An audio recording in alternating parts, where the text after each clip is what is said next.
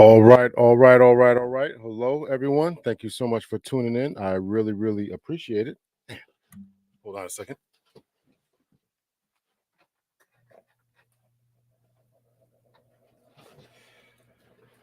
All right, I turn my fan on. I hope everyone is doing well, fine, and fantastic. Let's see here. I'm trying to make sure we are live on Facebook as well. Facebook gives you such a problem. Live video. I don't know. I'll figure it out another time. All right, who's here? Who's in the building? This ought to be interesting. Hello, Marilyn. Yes, I hope so. I hope all my shows are interesting. Hope hope so. We need a shake. Yeah. We need a shake. Maryland. So hello to New York Chocolate, to Maryland, to Francine. Yes, I agree. Hello from Jacksonville, Florida. Hello, Blondie from Jacksonville, Florida. I've never been to Jacksonville. I keep meaning to get down there. I've been to most of the southern places, Orlando, Miami, Tampa, never up in Jacksonville.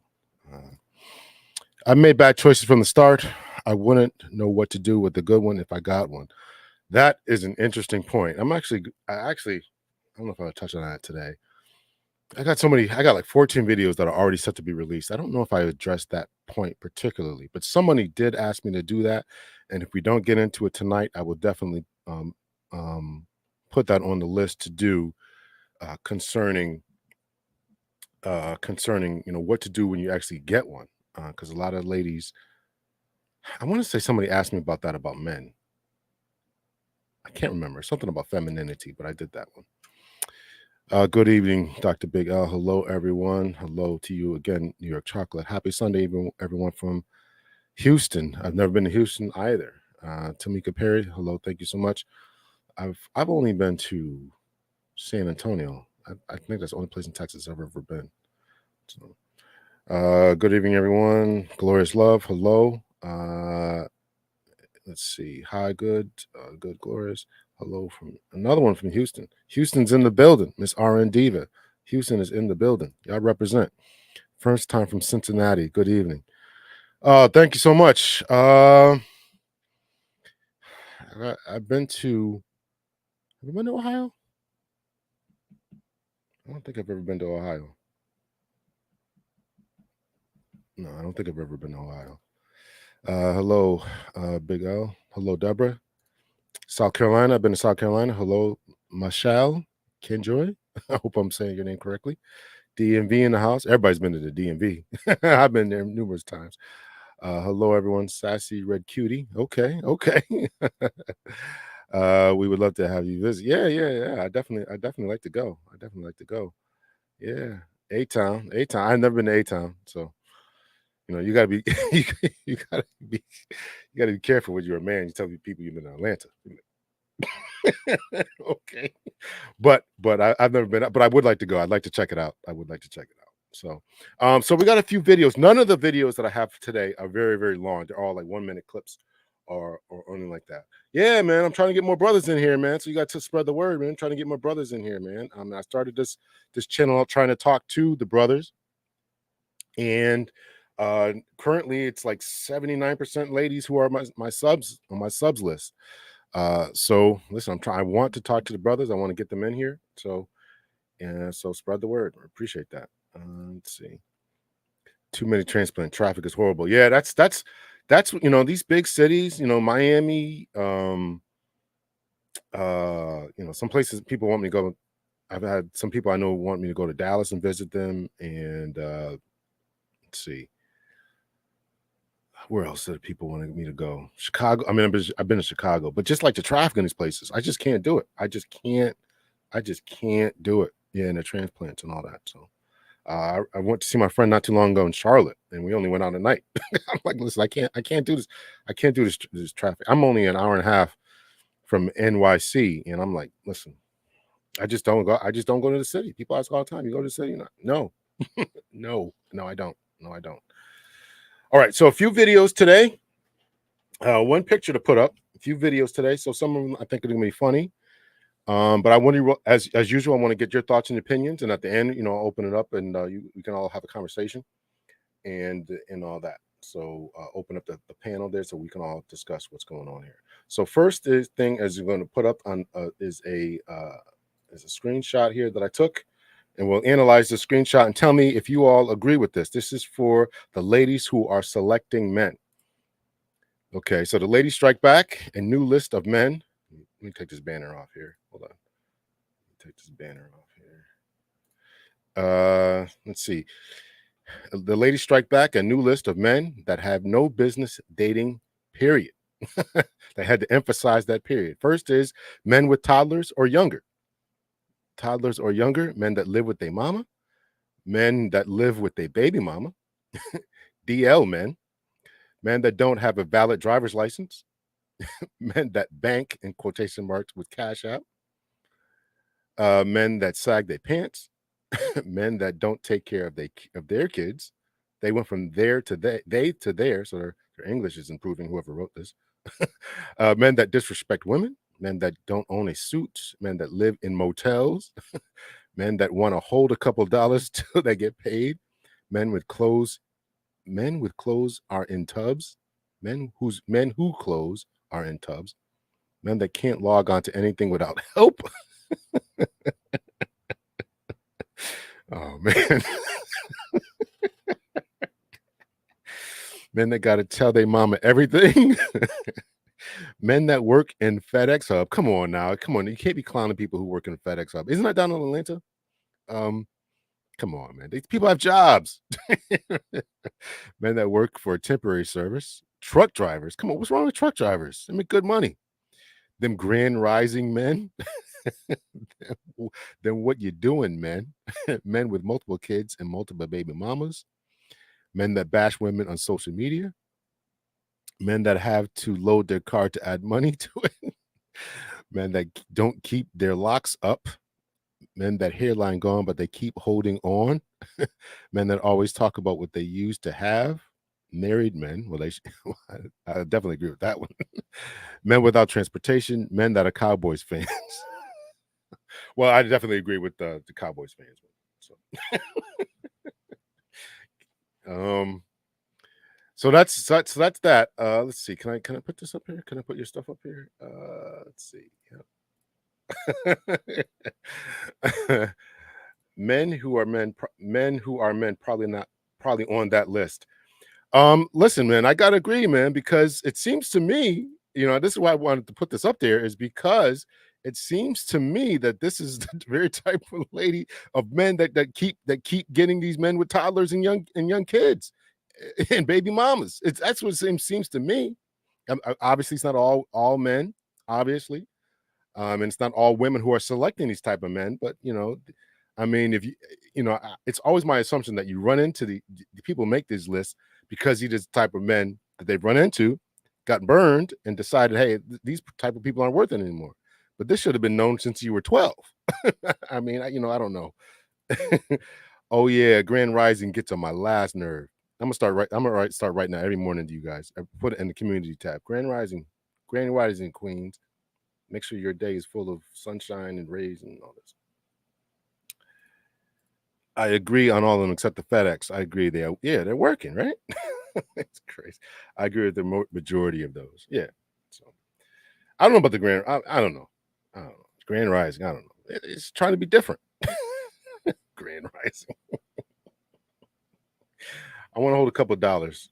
There was a video. I just looked for it like 5 minutes ago before we went live, and there's a video of a lady.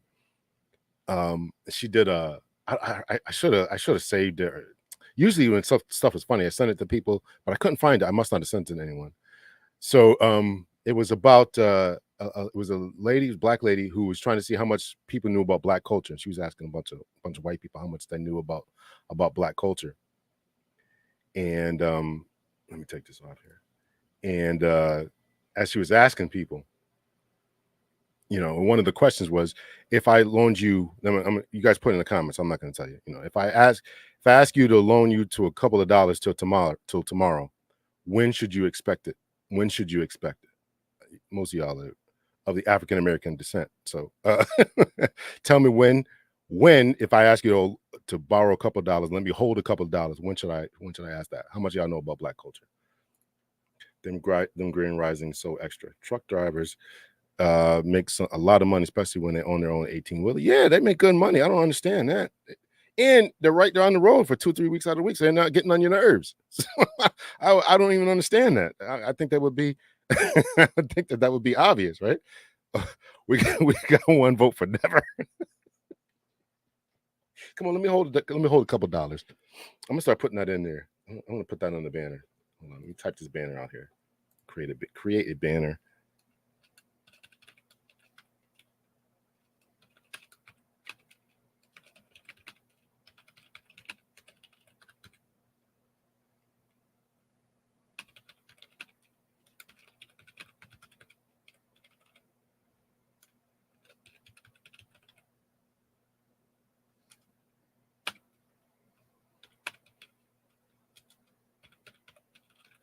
All right, this is my new banner here.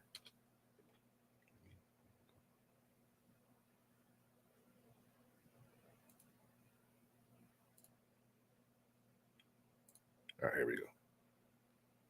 I meant to make this scroll in here. Hold on. It's got to be scrolling. Edit.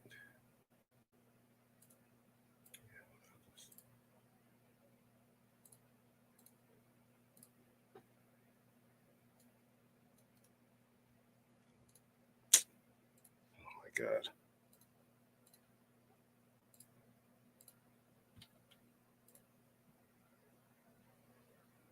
All right, here we go.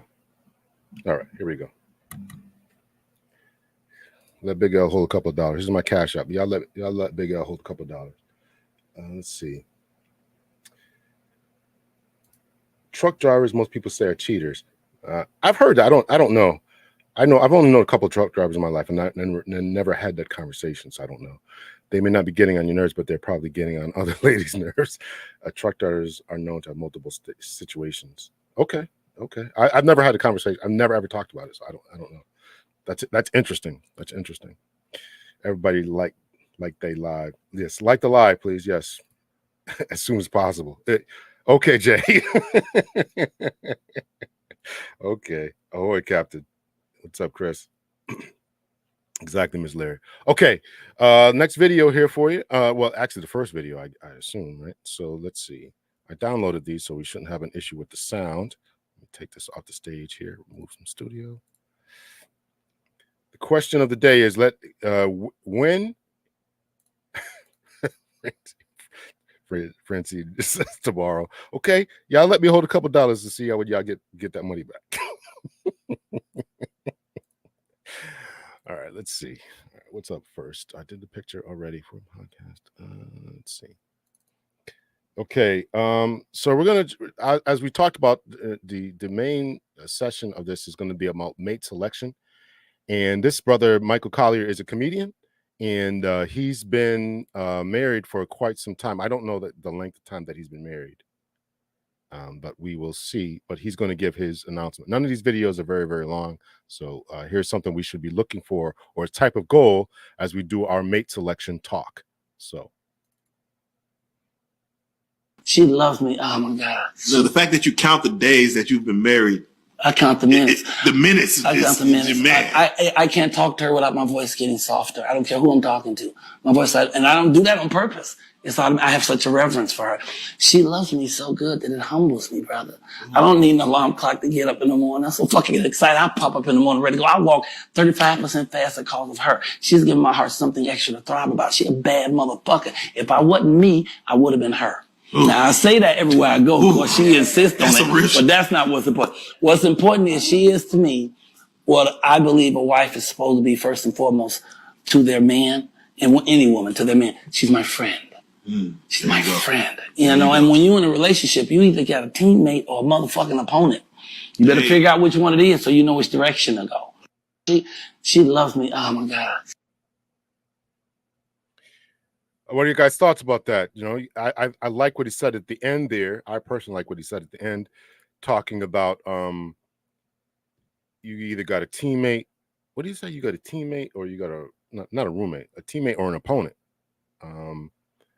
So you got, I mean, that to me was absolutely deep. You know, you got somebody who's going to help you succeed, or they're going to be actively trying to hold you back.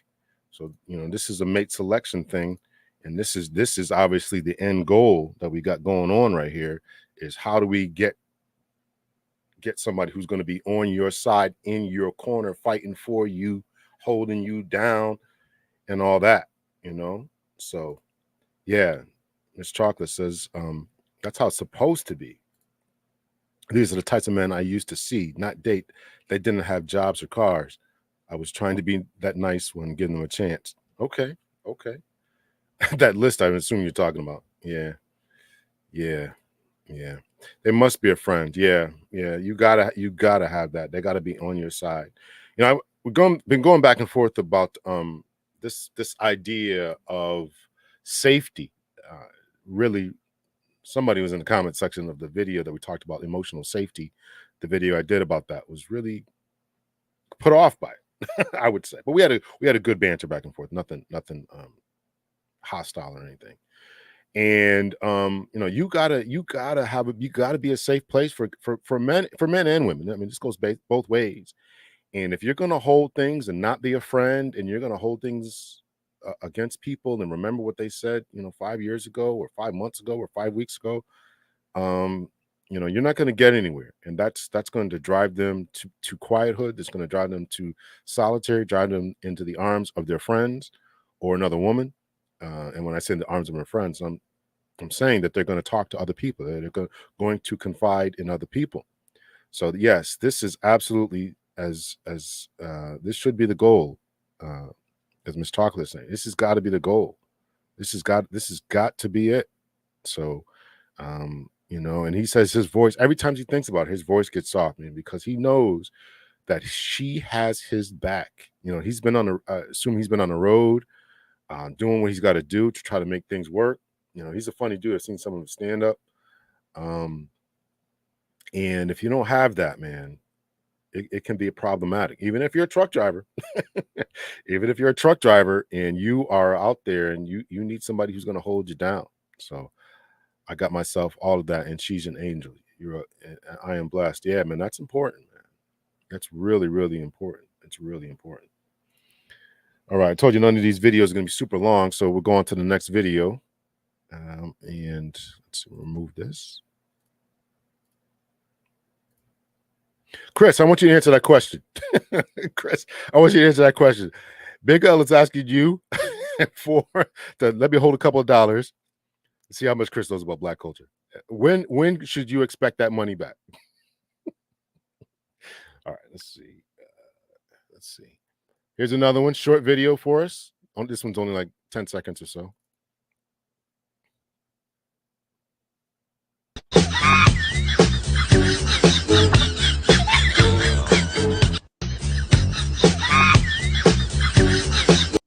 So I'll pause it right there. So it says, does anyone else's wife take whatever you said and create her own version of what you said, and then get upset at what she literally made up?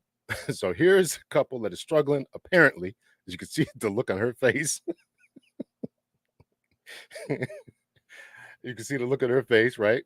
So I guarantee they just had something they argued about. She don't know what it is. Look like she's driving. She don't know what it is. She's just upset, and he's planning on putting this video out. At least that's the way it looks to be. So, what are you guys' thoughts about that? Right? So, did he? I mean, but if you can make jokes about this, I think that is actually a good thing. I think that can be a good thing. I mean, they might be having communication issues, but if you can make jokes about it, it can be a good thing. Let's see. Many people want a good friend, but they don't know how to be one. That's absolutely essential. That's absolutely important, that they don't know how to be one. You got to be that first. So you got to be that confidant first. You got to be that one who knows how to keep secrets, who knows how to be there, knows how to show up for somebody else, knows how to whatever it is that somebody else is missing, you are able to give that and be patient with somebody else, right? Nobody else is going to. And we gotta talk about this mind reading thing. We gotta talk about this mind reading thing. And men in general cannot read minds. I am terrible at it. I think I'm getting better now because I understand it is a thing. But just the idea that I'm supposed to know what you think and know what you like and all this, I don't know. I don't know. So you got to figure all that out.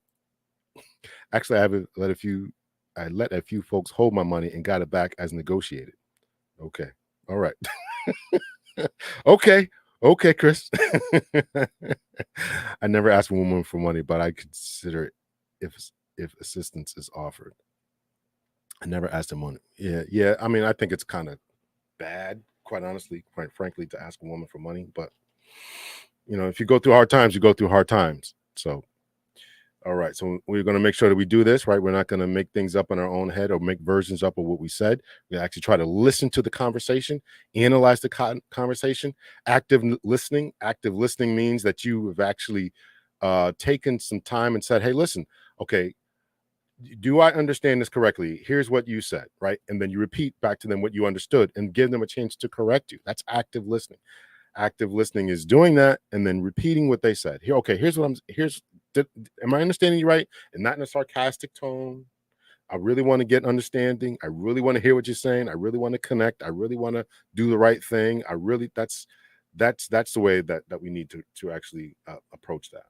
So, all right. So make sure that we're doing that. Right. And if your wife has made you upset, don't plan on making TikTok videos.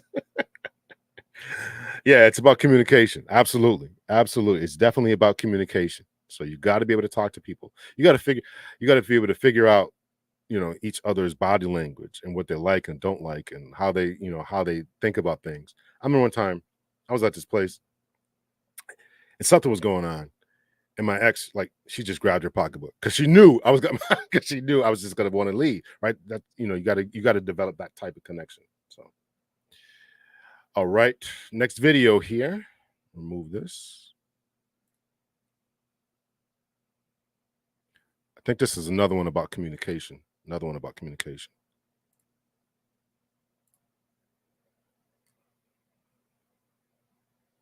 No, we're not doing that one. That one's Oh, actually, this one is not about communication, but I do want to know your thoughts about this. This one is about selecting persons who are baby mothers. Let me get you guys' opinion about this one. I think this one I accidentally put in here, but we'll go with it. We'll rock with it. Knows his value and his worth. This is why real high value men will go after single moms. Don't fight me on this because I'm a living proof. Not in my own life, but somebody that I know. A high value man knows his value and his worth and what he brings to a woman. There's going to be no child that is going to interfere with that. High value men want children, and real men are going to love children as their own, even if it's not their own. So you having a child is now an addition to their entire family that either they were seeking, that they wanted, or they were looking to create in the future. Now you have a child, and that's part of my family, and we're all a family. That's what a real high value man is. So a quote unquote high value man with all the options. All right, I didn't want to put anybody's spin on there, so I cut that off right there.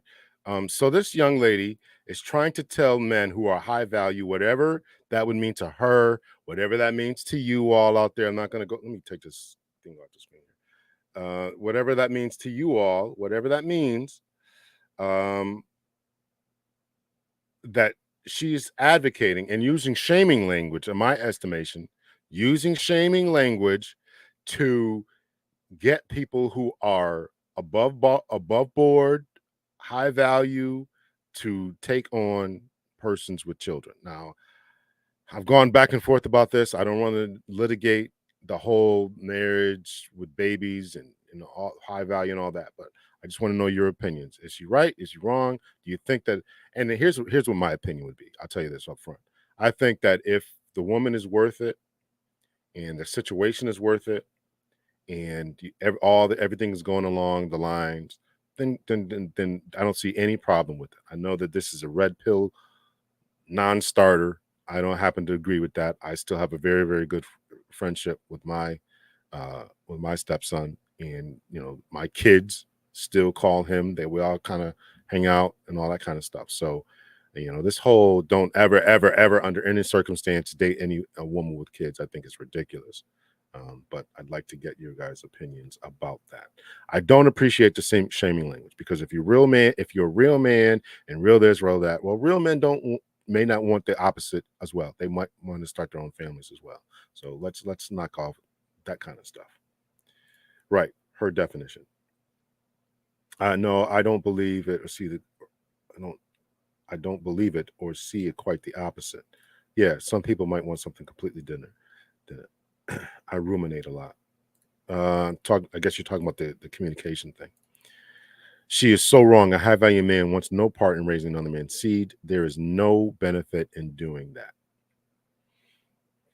Well, as I just said, I wouldn't say no benefit. I still have a good relationship, but I think that listen, I don't shame anybody either way. I don't shame anybody either way. At the age that I am now, I wouldn't do it. Well, actually, I would do it. I wouldn't do it for little small kids, but if you got a 15-year-old or something like that, that's fine with me. All right. I don't want to get off on a single mother thing again. So we'll take this one down. Okay, next video here. All right, here's another one about communication. Before you get into everything, before you get into a marriage situationship, et cetera, et cetera. Here's a couple of the Carsons. I don't know who they are.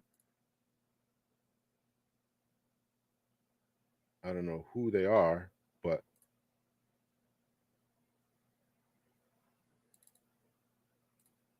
women have, men lack. And what men have, women lack. And once we can find somebody on the same frequency, once we mesh together, we fill up the gaps where the other person lacks. So when you build together, you build that much faster and that much bigger. One of the first times I met with Billy, I was like, what's your goals? Give me your 1 year, your 5 year, and your 10-year goals. Sure did. We start with the end in mind. Your goals are here, how we get there. Let's draw the roadmap. And we killed all our goals. Yeah. We killed our 10-year goals. We demolished them. Two minds focus on the same, thing. Powerful. It just amplifies. Yeah. We're on the same team and we love each other. So you can make it through anything. All right, so we heard that. So that's it right there. Let me know your thoughts, your opinions. They're talking about when they first got together. She asked him, "Where you going, brother? What's your 1 year plan, 5 year plan, 10-year plan? Where you going? How are you going to get there?" And so this idea that you have to just just getting I do have videos about this coming up. Just getting married just for the sake of getting married, getting into relationships just for the sake of getting relationships, just because you're lonely, just because you don't want to die alone, just because you want somebody to come home to at night, it's not going to be sufficient. You got to make sure that person is going to be your teammate, on your side, in your corner, and you're going to be able to build something together, whether that something is a family, that something is finances, if that something is just love. Maybe you do just want that, but you got to make sure that is clean and clear and presented up front before you start anything. Now, I don't know if this is a famous couple and they're just kind of flashing and flossing. I don't know who they are, but I think that even ordinary people like you and I should have some type of plan as to what we're going to do when and if we decide to get together. We want to know where each other's going and how we're going to get there. So yes, I don't know who the Carsons are. I don't know who they are. I'm sorry. I don't know. Sounds like a Tyler Perry script. I never heard of them either, Chris. Yeah, I don't know who they are. Check them out when you have a few minutes. Okay, I'll check them out. I don't know who they are. I don't. Sorry. I'm sorry. I don't know. I just saw it. Don't shame men or women for not wanting children, especially those that are not theirs. Yeah, absolutely. What is this? I don't know what that is. I think you're trying to write something there. NW. Yeah, are they on, where are they at? Are they on YouTube or where are they at? I don't know. I don't know who they are, where they are. Are they TV shows, couple? I don't know who they are. Forbidden knowledge. I don't know. I don't know who they are. Okay, so we're gonna have a little bit of discussion here before we play. Again, this is another short video, and then we're gonna get into the balloon pop nonsense. They're on YouTube. Okay, I'll check them out. I don't know who they are. So we're gonna have one more thing here. And this is a video that I really want to have a little bit of a discussion.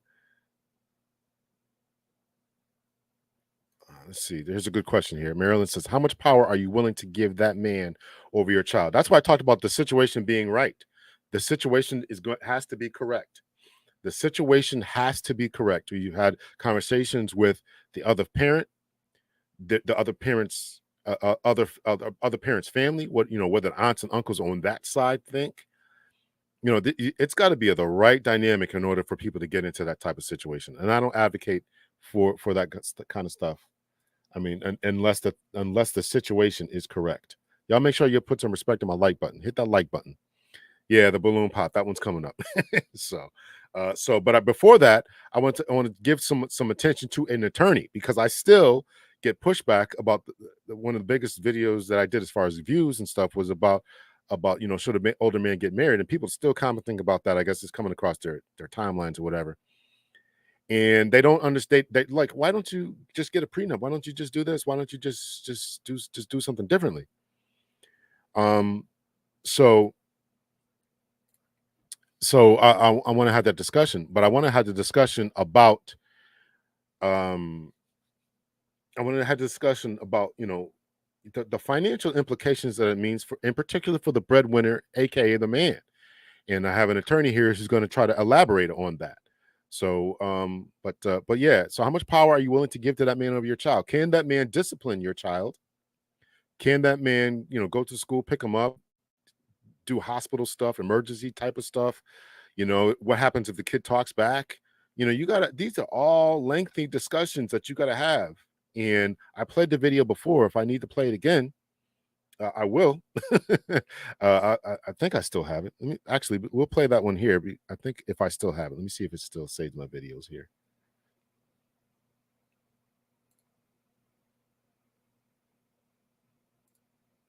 Let's see. Do I still have it? I don't know if I saved it or not. Disrespect my kids.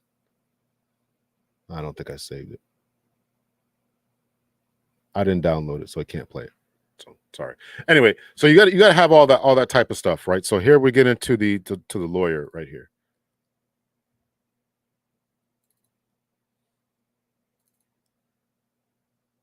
The problem I have with marriage as it is done currently here in the West and in other places, but certainly the clay in which I work, is that there are certain promises the law can enforce, and there are certain promises it can't. So if we acknowledge, if we say the quiet part out loud, that in the majority of heterosexual marriages, the man brings protection and providing, and the woman brings kindness, warmth, and care, right? And sex. That's the economy. That's the economy. I didn't make that up. Don't get fucking mad at me in the comments. I didn't make it up. It was here before me. It's going to be here after me. I promise, right? So that's the game. That's the economy. His roles, his obligations are enforceable by law. So state power can be used to enforce his obligations, not hers. The court cannot order her to be nice to him, or to fuck him, or to stay pretty, or to stay sweet and friendly to him and kind to him, or speak nicely of him, or raise the children in a meaningful way that creates value to him instead of teaching them to disrespect him, right? But his promises in that, shelter, food, financial obligations, court can force you to do that. And if you don't do it, they can put you in jail, or they can take away your driver's license, your professional licenses. So what is that? When you have a contract where only one side is enforceable by law under penalty of law, like, that is a dangerous game to play if you're a man, period. So listen, after listening to that, this is a conversation that all men need to hear it. You need to understand. You need to hear this, you need to understand this, and you need to move accordingly. Your obligations, protection, and provision are enforceable by law. They will take your license. They can put you in jail. They can, all these different warrants and all this kind of stuff, right? Which I don't understand, taking your driver's license and or any other certifications that you had to work. But that's what they can and will do. And if you don't fulfill your obligation, it is contractually by law. Meanwhile, the woman in heterosexual relationships, as we talked about, the breadwinner, or we should really say, if you're the breadwinner and you don't do those things, but she don't have to cook, clean. She don't have to pay half. She cleaned your house 5 days a week when you guys were married. She don't have to do it 2.5 days now. All those benefits that you had before, she can't. The courts will not. He kept saying cannot, but they just will not. They will not enforce. They will not enforce anything else other than the financial obligation. And if, as a man, you've got to understand that. So when we're talking about mate selection, this is some ideas that you need to have in your head about mate selection. You need to make sure that you are choosing correctly. And as the NW saying, you got to pick right, whatever that means, whatever that means, whatever that means to pick right. I mean, there's some brothers out here who think they pick right. Some sisters too, right? People out here thinking they're picking right, and they are not picking right. Their mate selector is all the way off. He said all the things I was trying to type. Yeah, listen, absolutely. These are all things you got to think about. And if you're not thinking about that, if you're not thinking about the financial ruin, and listen, this is why I said what I said in that video about, listen, I really want somebody to be there and call my wife and all this kind of stuff. But as he said, this is a Western issue. This is a Western. I think it's spreading to more Eastern cultures. It's particularly as they modernize, but that it makes marriage an untenable situation. Untenable. Nobody's gonna after a while. Nobody's gonna sign up for that. Nobody's gonna sign up for that. Where only one side is having their contractual obligation enforced. That's just absolute madness.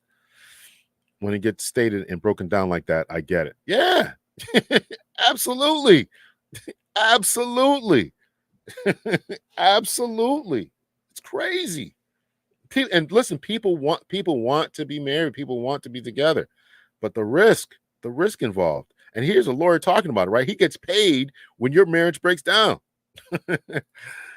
No legal advantage for men. Well, yeah, some guys don't even pick right, so those are the consequences, just like the women.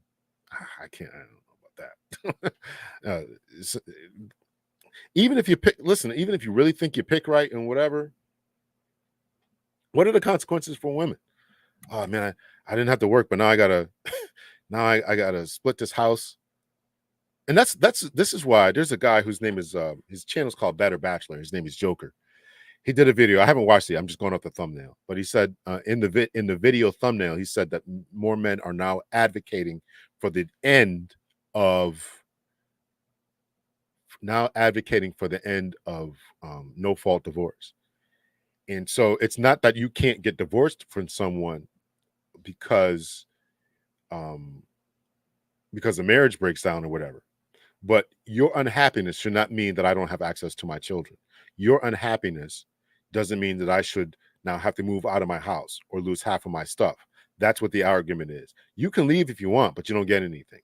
If a marriage, and we're not talking about abuse, we're talking about specifically, we're talking about irreconcilable differences, whatever that would be, right? So if you're claiming that that's what it is, the marriage is broken down and it's just no fault, nobody's at fault here. This is just the way that it is. If you want to leave, then you can go ahead and leave, but you don't get to take the kids and you don't get to take half of my stuff. I don't have to pay you and all that. I'm not talking about abuse, not talking about the marriage, financially, financially, emotionally, psychologically abusing you, or even physically. We're not talking about any of that. We're not talking about cheating. We're not talking about any of that. We're talking about you just not happy. No. Okay, go out there, but you don't get anything. I shouldn't have to move out of my house into a 1-bedroom apartment because you're not happy. So, and I absolutely agree with that. So a lot of men are not fighting back against that. So it's something I plan to watch by Joker, and if that's incorrect, I'll certainly do an update to that. So the balloon pop is next, Maryland. And so we all hate it. It's definitely a growing phenomenon, but it's time to look deeper into jumping into bed. Save that treat for later. Glad to catch you live. Thank you. I'm glad you did too, Chandra. Thank you so much. If she's the breadwinner, she has to pay too, possibly. Yeah, no, they do. They do. They do. They do. In many cases, they do. So the tides are turning, and because of that, Blondie, a lot of ladies are not getting prenups.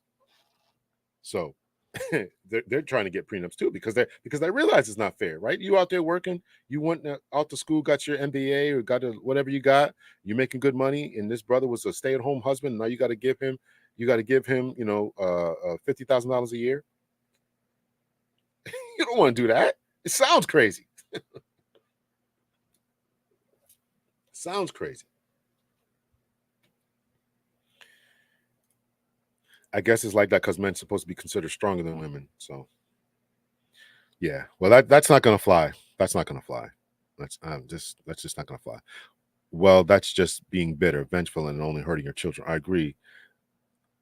But then you still have to share responsibility of the children. Oh yeah, yeah. I mean, nobody's saying that. I mean, if she wants to leave, then that's fine. But the children who are living in a house, I'm living in a house, shouldn't have to give all that up because you're unhappy. So you go out there, find your happiness, find yourself, find your peace, find your place, whatever you got to do. But me and the kids should be able to still live in the same house. They shouldn't have their school district interrupted, their whole lives interrupted because of that. Again, talking about just being unhappy. We're not talking about all the other valid reasons for divorce. So I guess people staying married then. I guess so, right? Right? I guess so, or work it out, right? They got all these counseling sessions and stuff. Work it out. I mean, this happiness, this fleeting idea of happiness, whatever that is. So, here, happiness isn't required for marriage. I go back and forth about that because people will say that's and to some extent that's true, but you don't. I mean, if this person is really, I mean, if people are really, really making you miserable, I guess that would be some type of emotional, psychological abuse too. Now that I think about it, so I certainly want to be happy in mine. I'm going to do what it takes to be happy, but you can't make other people happy. You cannot make other people happy. Talk about mate selection and all that. You cannot make other people happy. So, and stay out of there. Don't come back when it's isn't what you thought. And stay out there. Absolutely. You going out there, you stay out there. Let me put the invite up because we're going to play a video, and then anybody who wants to come up and talk about the mate selection. So all this is about mate selection, all pre-mate selection. But I've wanted to in particular, I wanted to emphasize this in particular because I've talked about the mate selection problem that is in particular going on in the African American community.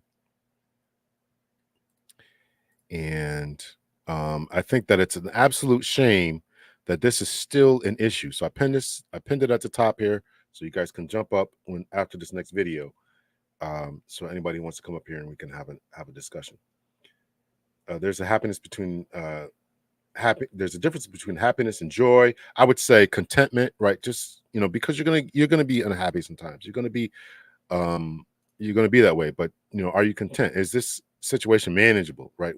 Does the good days outweigh the bad days and all that? Touchy subject. The environment changes after that ceremony. Why is that? Listen. I had a friend of mine. That's a good question, Miles. Good friend of mine. We were talking, and she said something about that piece of paper. I think that piece of paper gives people a sense of relaxation. This is my philosophy.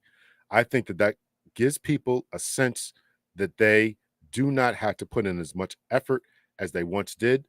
They don't have to try as hard. They don't have to pay attention anymore. In particular, unfortunately, I think it happens more with women. I don't have any scientific data to say that. This is just my observations. I think that happens more with women, that they want to be married so bad. They want that ceremony so bad. They want that ring. They want to settle down and relax. I don't have to do anything, right? They stop working out. They stop talking to you. The sex stops. Don't let children start coming along. Then there's another friend of mine, different conversation. Well, it wasn't even a conversation, but she would be on Instagram, like posing and hair looking all good. She got married. Put pictures up of her kids. Now her hair's looking a mess. Just looked like it's tied back. Completely different person. And I know that like her husband is looking at her like, why would you? First of all, you're putting it on Instagram so everybody can see it. Now we all know you're married and you got this kid, like, and you're not even trying anymore. So I really think that there's something that happens. I really truly believe there's something happens when somebody says I do. Those rings get slid on people's fingers. The paperwork gets signed. They don't think they have to try as hard. They don't think they have to be as romantic. All the things that it took to get her. That's why, people advocate don't do all this crazy expensive dates and stuff because you can't maintain that forever. A simple walk in the park, mate selection we're talking about, simple walk in the park, simple getting to know each other. Let's have a conversation about how we think about finances, where we're going in life, how many kids you want to have. Let's have this conversation, see if we're compatible. Do I look kind of cute to you? Do you look cute to me? Let's see if we want to, if we can, get together from time to time, a couple times a week, play with these other genitalia, right? If we can do that and we can make this thing work. But this idea, man, is just something definitely happens. Something definitely happens. Love is power of wisdom. Honest and hardworking couples invest guidance and substance. Thank you, Ezra. Abuse is abuse. However, my happiness isn't someone else's. Say that again. Your happiness is not someone else's responsibility. Whatever's going on in between your ears, you need to figure that out. I cannot, and I will not, me personally, spend my days trying to walk around on eggshells, trying to make sure that you're happy and got to buy you things and all this kind of crazy stuff. I'm not doing that. I'm not doing that. But most people say they pick right, but they don't even know each other. Well, it takes time. Here's a question for all of you all. How much time would you say it takes to really get to know someone? How much time? I can't do a poll here, right? How much time would you all say it really takes to get to know someone? Can I do a poll? No, I can't do that. Start a Q&A. Answer viewer questions live. Start a poll. Let's see. Create a poll. Ask a question. How much? It's my first time doing this. Time you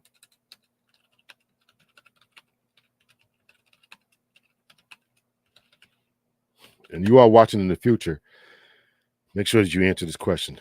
Put it in the comment section.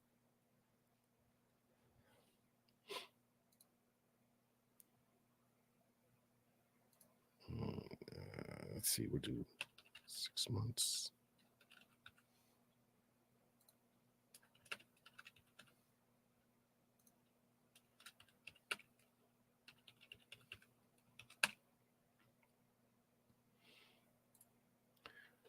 All right, so there should be a poll in the chat here.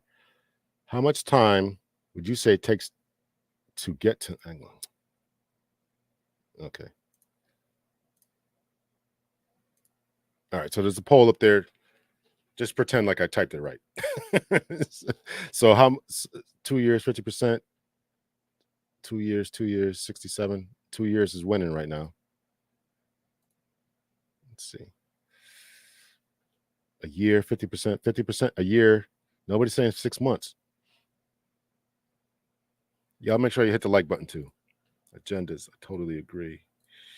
I agree with you about the marriage license. Causes people to relax. Yeah, it causes people to relax. It's really a bad thing. So it's all a game until, yeah, sometimes it is a game. Some people just want to be married. They don't care who it is. They just want to be married. They want to be out the market. They want to have it, be able to flash it in front of their friends. They want to go to work with a ring on. They want to be at church with a ring on. Yeah, some people it is. Some people it absolutely is.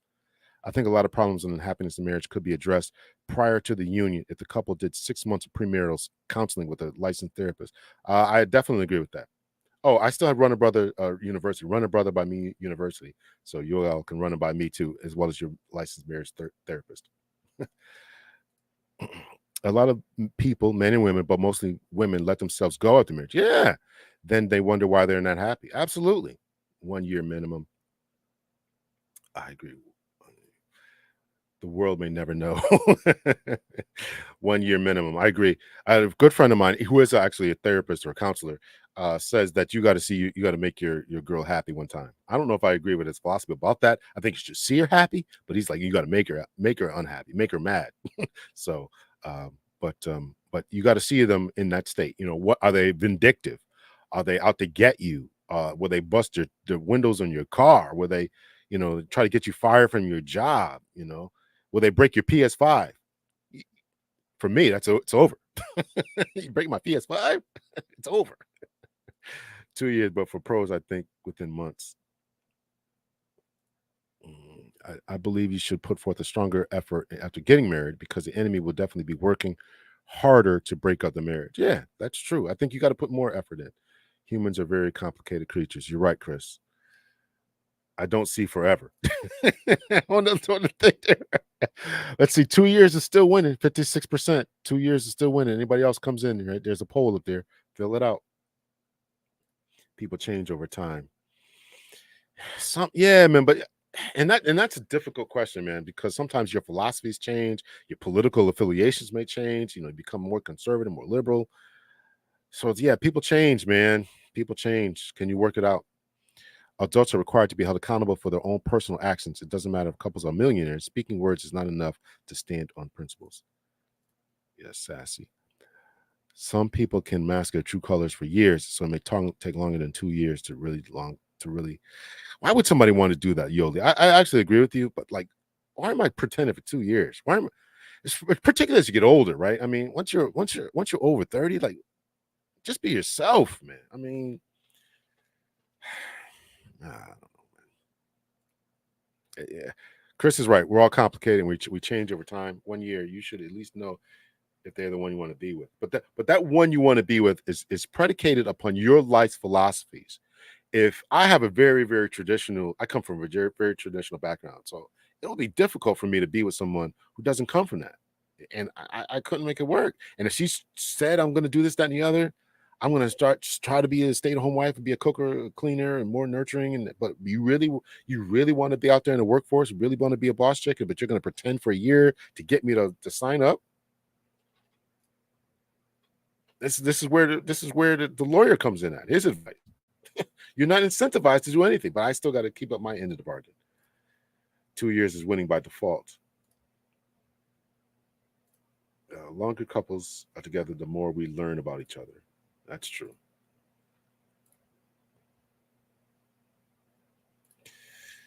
Tamika says, honestly think you will never fully know someone even after years. I hope that's not the case. I hope that we can be honest with people eventually. All right, so let's get into the last video, and then guys, the link is in the chat if anybody wants to come up. So this one is about mate selection. So all the stuff we talked about before was all about, what the end goal should be, like what a marriage should be, communication, 1 year for plan, 5-year plans, all that kind of stuff, right? So now we're going to look at when you first meet someone, and what I think is a real problem within the African American community is our mate selection. Now, this is the balloon pop. It's obviously for clicks and likes. It's obviously extreme, but I do think that there's a reason this is called social media and social influence, because it influences people. And before we even play the video, here's my thoughts about this.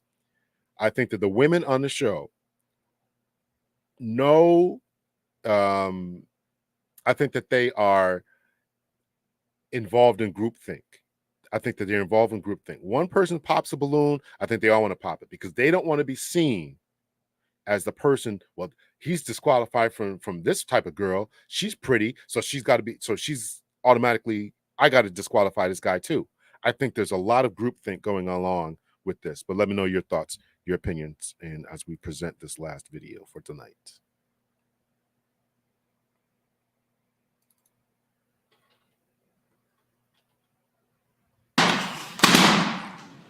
Come on a little closer. Come on in. Don't be scared. What's your name? My name is Tavarius. Tavarius, how old are you? I'm 29. And what do you do?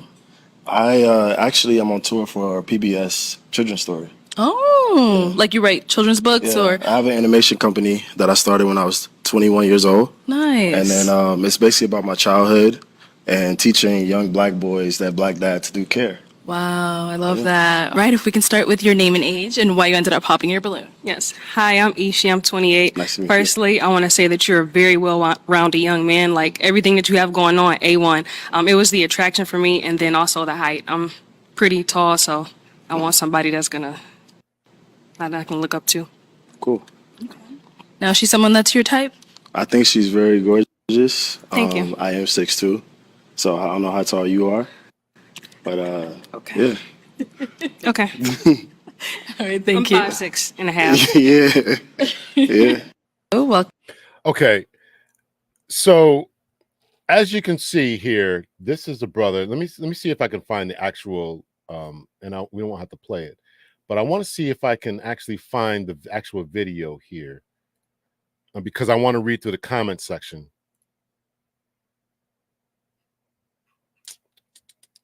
Hold on a second here.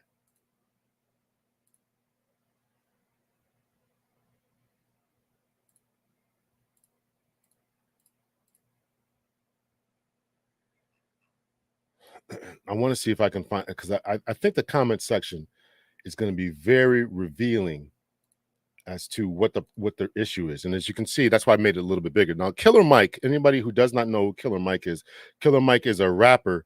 I've never actually listened to a full album of his, but I've listened to a few of the bars that he's done on other people's stuff. It's actually not bad. But so in his here's his theory. Rapper Killer Mike reacts to a successful black man being rejected on a dating show for not being their type. White women gonna come along and snatch this upperly N-word up. And so this guy says, this is a great show for black men and definitely a good eye opener.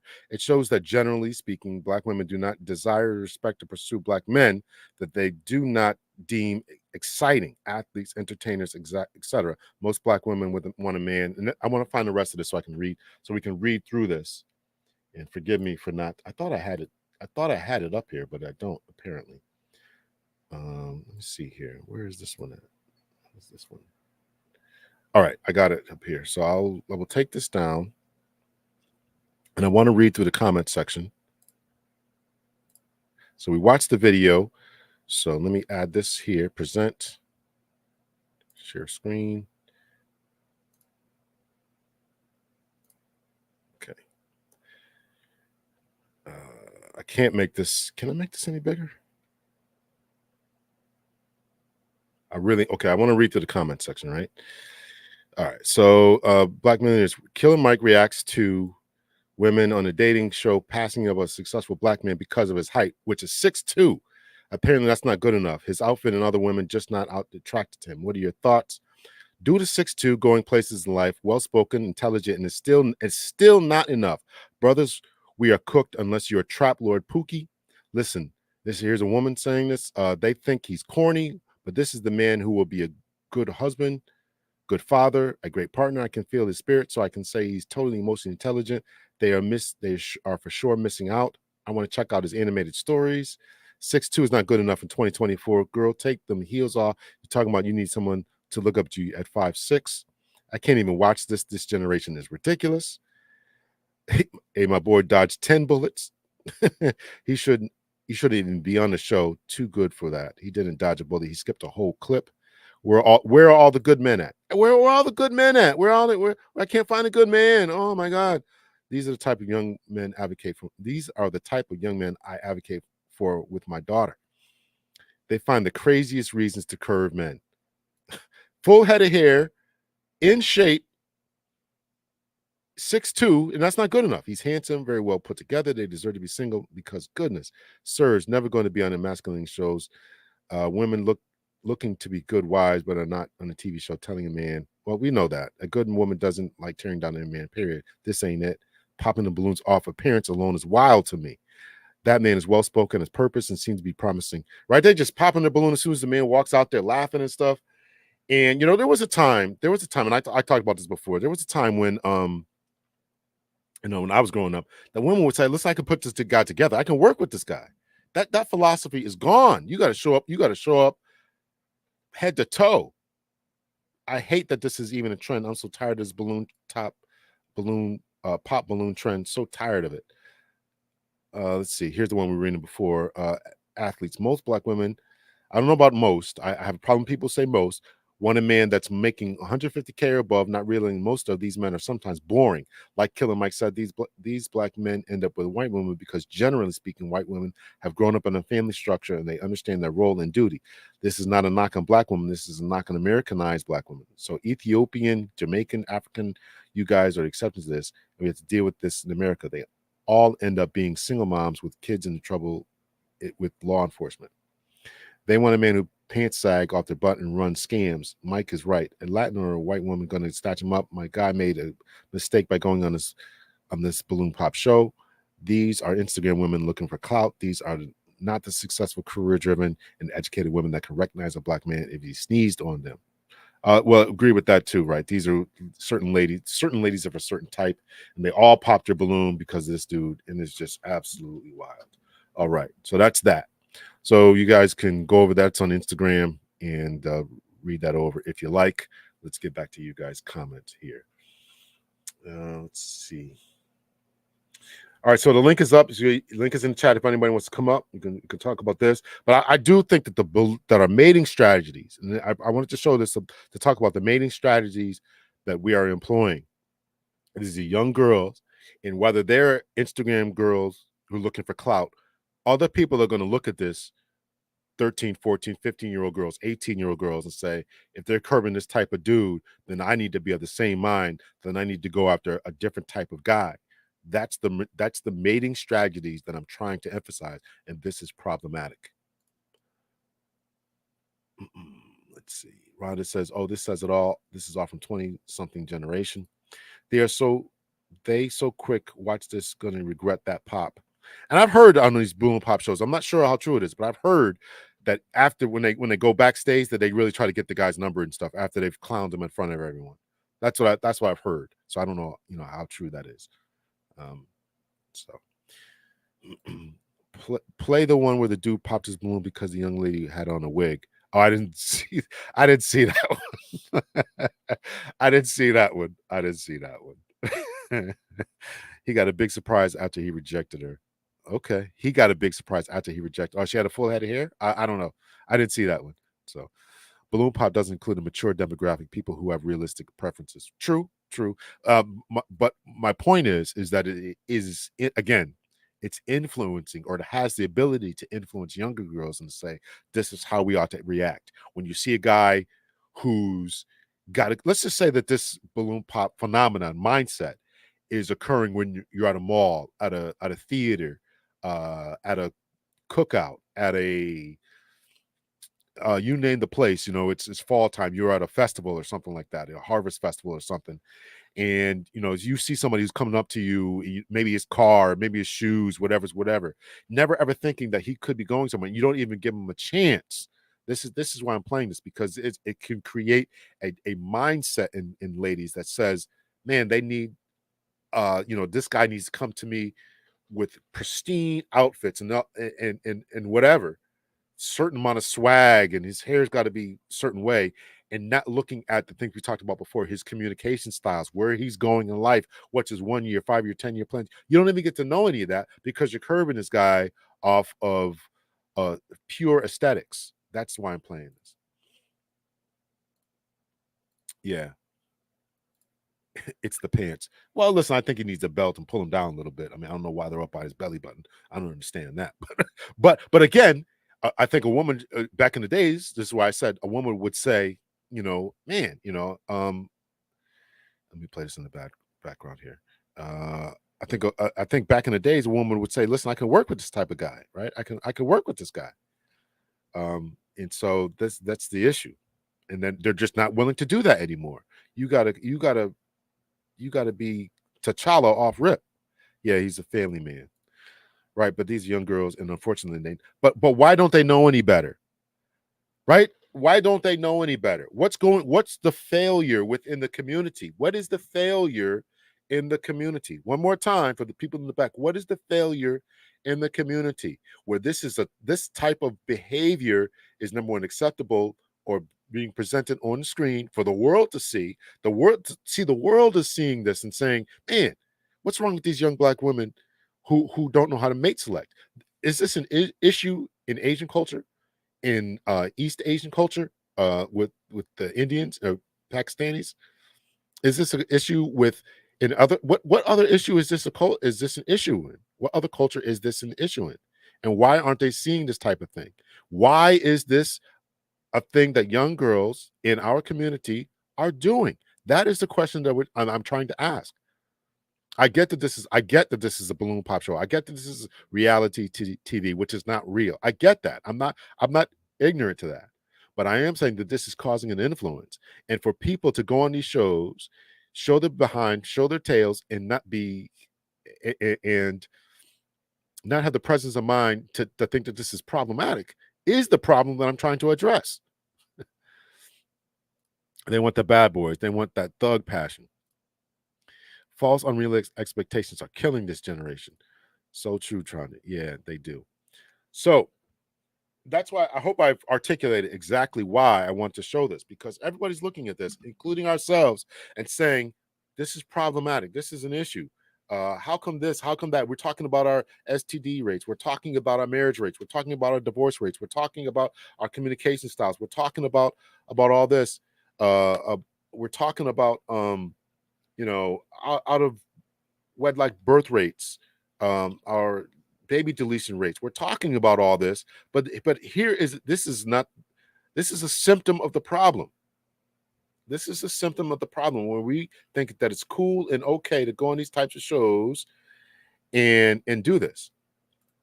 Social media disclosures. Dating is not based upon any realistic approach. Dating is not based upon any realistic approach for two people to deliver the same efforts. Dreamers love instances where one person can provide everything by themselves. They still clubbing word about being fly, or whatever the kids call it. Whatever the kids call it these days, right? Swag, whatever it's called, right? It'll change in 2 weeks, so don't worry about it.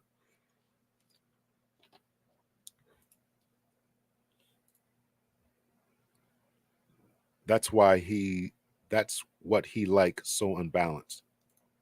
So answer me this. So the premise of Killer Mike's, and many people in the comment section were saying, somebody else of another culture is going to snatch this brother up. What are you guys' thoughts about that? Again, the chat is open if anybody wants to come up. What are you guys' thoughts about that? He's going to get snatched up by somebody else of another culture. Their sheroes are sexy red in Young Miami. The Phenomenal Woman poem is not read by that crowd. True. I bet if the men were introduced by the money they make, car they drive, home, etc., all those balloons wouldn't be popped. I'm not sure. That's a good point, but I think that if he came, even if they said this is the kind of car this guy drives, this kind of home he lives in, this is how much money he makes, and he still walked out looking that way, I bet there's still be some balloon popping because they're so atavistic. They're so what's another word I want to use? They're so materialistic that that I got a flash and floss, and his hair isn't right, and his pants are too high, and I don't like his belt, and he's got a tan shoes on with a black belt or some crazy mess. Just it's. I think that they always think. I think that they always think that they can do better. Notice that the one in the green here is saying, she's tall for a girl, 5'6", and she says 6'2" isn't good enough. You got to be kidding me. So what does that do to another woman who says, "Oh man, okay, I'm 5'6", and I got to have a man who's 6'5"? So if you're not in 6, before it was over 6 feet. Now it's 6. Now it's 6'2". 6'2" is not good enough.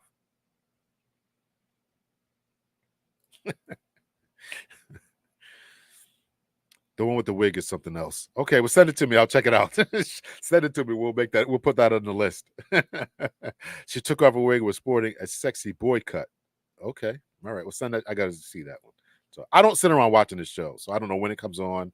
I don't know anything about it. So it only comes up in my feed as a clip like this. So I don't watch it. The new generation makes it difficult for the man that tries to put his best. Absolutely. Thank you, Tamika. It makes it difficult. So after a while, it's like, why even try? If you're a guy watching this, let's just say you're 5'9" and you're watching this. There's this woman 5'6". You got her by 3 inches, and that's not good enough. And he's got money, this, that, and the other, and he's doing something. Why would you even try? I'm not going to try. I'm not going to talk to you. I'm not going to approach you in a grocery store. I'm not going to approach you at the gas station. I'm not going to approach you at a festival. I'm not even going to try because I'm 5'9". Now, all guys don't think like this, obviously. All guys don't think like this because obviously some guy's going to shoot a shot. But again, to my point, are you just not going to go to a different culture where this type of thinking isn't pervasive? And I don't know, we don't know the stats about how pervasive this is, but media influences, social and traditional media influences the way we think. We know that statistically. We know that. We know that academically, that the media that people consume, traditional and social media, influences the way that people behave and it will affect their mating strategies. This is why I'm playing this, because these cute girls on here who other girls are looking at, seeing they got it together, they got enough clout to be on this show, they got this, and that guy's not good enough for them. Well, he's not good enough for me either. A 6'2" brother with his own business. You got to be kidding me. You got to be kidding me. The failure in the community due to the failure of two-parent married households. Yes, absolutely, Chandra. And this is affecting and infecting our problems. 80s and 90s effect caused these results now. Yeah, everybody wants to run around being boss chicks and nobody wants to take care of the kids and all this kind of stuff. And this is what you get. Here's what you get. Here's exactly what you get. People following social media and believing the lifestyle portrayed there. Absolutely. Absolutely. Social media influence. They need gram lights. Remember, hip hop has a lot of affected us too, and it's so much. Absolutely. Absolutely. Absolutely. There is a big hip hop issue. Let's see. Oh, thank you so much, Miles. I appreciate that. Thank you for letting me hold a couple of dollars there. I appreciate that. Let me put that up there. Let me put that back up there. Let's see. Thank you so much. I appreciate that. Let's see. Dating is a mutual respect for earning money and being each other's support for solutions that provide a quality lifestyle. Yes, Ezra. So again, this is the determination. And if you notice, the other girl that I played, where they talked about what's your 5-year plan, 1-year plan, right? She was of Asian descent. So verse that about how she got her man, the Carsons, whoever they are, I don't know who they are. Compare that to this situation, and this is exactly what Killer Mike is talking about. Right? If you're not dating for a purpose, to create families, to create legacy, to perpetuate culture, then this is what you're going to get. You're going to get this type of stuff, and it's going to perpetuate. And somebody has to straighten these women out. Somebody has to tell these women that this is not it. The way that you're mate selecting, what you're looking at, his style, whatever you're looking at, is not it. And it is continuing to drag the culture down, or it is continuing to cause a stagnation in the culture. However you want to look at it, this is the issue that we're having. The guy is a real man who wants a wife, so they are lost. Absolutely.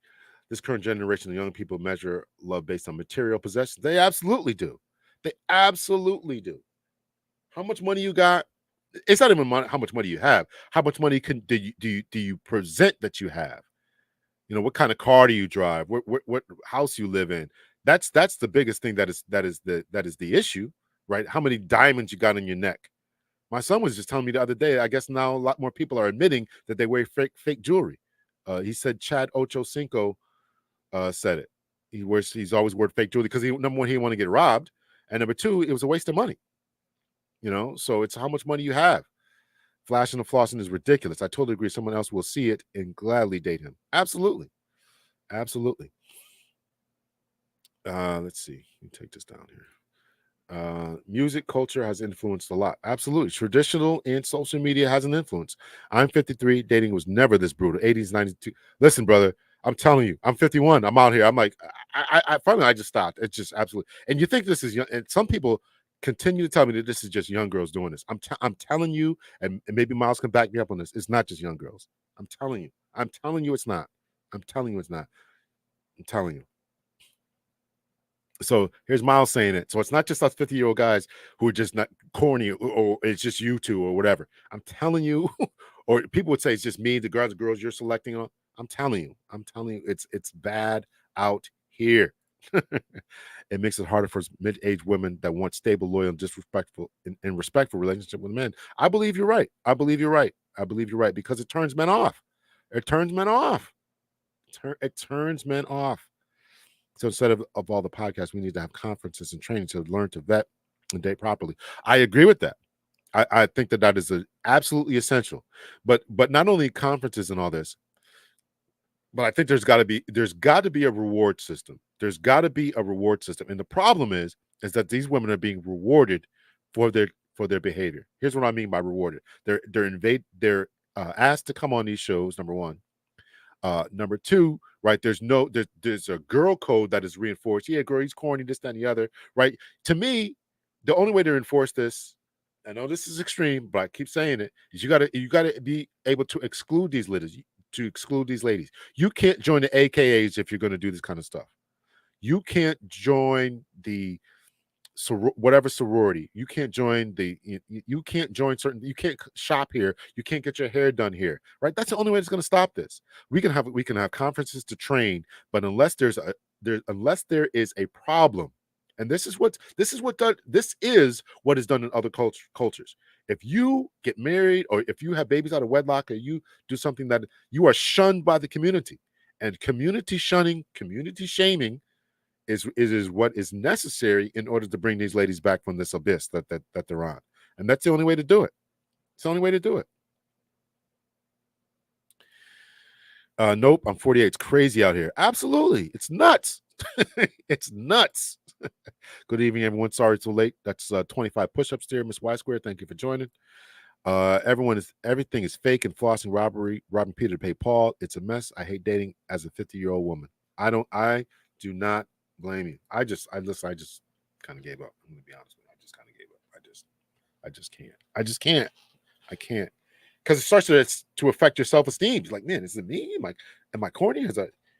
Am I not swagged enough? Am I not this? Am I not that? Am I, what's going on out here? Consequences and repercussions. Absolutely. That's the issue that we don't have within our community. We don't have consequences and repercussions for these types of actions. If you go on these dating shows, you cannot get your hair done in this barbershop. If you go on these dating shows, you cannot join. If you're a teacher, you cannot be a member of the Black Teachers Alliance or whatever. Right. And with all its connections and all that. That's the only way to change it. And if I'm wrong, tell me. Woman to woman, thank you so much. Thank you so much for joining. Appreciate it. So those are the videos that I had to play. Let's see. Sassy Red Kitty. We can't fold to this generation. We must stand for what we believe in. Yeah, but the problem is that these women are going to grow up and they're going to have children. They're going to have single mothers. I agree with you, Tamika, but they're going to be single mothers. They're going to continue to drive us off the proverbial cliff. And the men who are like this, or like the Carsons, are going to go to other communities, and chase after those types of women. Somebody wants to join in. Thank you so much. Oh, hello. Hey, Chanda Samara here. Let's have a conversation. I'm ready. Let's do it. You clapping your hands and everything. Okay. All right. Yeah. So number one, I just want to say I just discovered you like 2 weeks ago, not even quite. And I really appreciate your input and what you're giving out to the community versus it just being, because there's an attack on male versus female, not understanding we need each other. And that is really, really sad. But when going back to the pop the balloon clip, one of the things that's sad is, just like I said, ultimately the problem with the generation is once the family has deteriorated, therefore, who are these people looking up to? Who are their goals? For me, it's interesting because I'm a woman I'm a second marriage baby on top of that. So both of my parents had previously been married, got divorced. And so when it's time for me, when I'm right now at 49 years young and I'm meeting a lot of males, it makes it even that much more difficult because I grew up with a father in the home of what would now be considered toxic masculinity. But the thing is, my dad was also as sweet as pie. My mama didn't deserve him, if I could be brutally honest. He was so sweet as pie. And so, understanding things, and then women are educated. So there's a lot of women that work in mental health, a lot of women that work in social service industries. So we have even more knowledge when it comes to emotional intelligence, brain, cognitive behavior, all of these things that impact how we enter relationships. And like myself, I'm a special ed teacher. My specialty is working with children with emotional disabilities. I have a lot of training in brain health and cognition. So there's a lot of things that, if we're talking and I say something to trigger you, I can recognize I triggered you. And so therefore I'm like, okay, so what's going on? Let's talk about it. Most people don't want to talk about it. I went out on a beautiful date with a beautiful man I was very attracted to, and something changed. And it took him 7 days to just come forth and tell me what changed. I don't understand that. I don't understand if because for me, if you're not interested, you're not interested. That's fine. We go out on a date and you realize, hey, this isn't necessarily what I'm interested in. You're not necessarily what I thought it would have been. That's fine. But taking 7 days and then trying to switch it, I did something and you did something, and the back and forth, I don't do. And they're so used to other people playing games with me being honest, especially I'm originally from Brooklyn, New York. New Yorkers, we keep it real 100% of the time. Women from New York sometimes are considered a little too aggressive. I'm sorry if you're used to women not admitting, I like you. Why don't we meet? Look, can I take you out? Men say they want that, but in actuality, a lot of times they really don't. So how do we move forward? Because it's not good for any of us to be alone. We were not created to be alone. Especially as women, we're the answer to man's need. And that's me coming from a biblical scriptural background. You don't agree with it? That's fine. But that's my belief. So you deal with the cognition stuff in school, or do you do therapy, or what?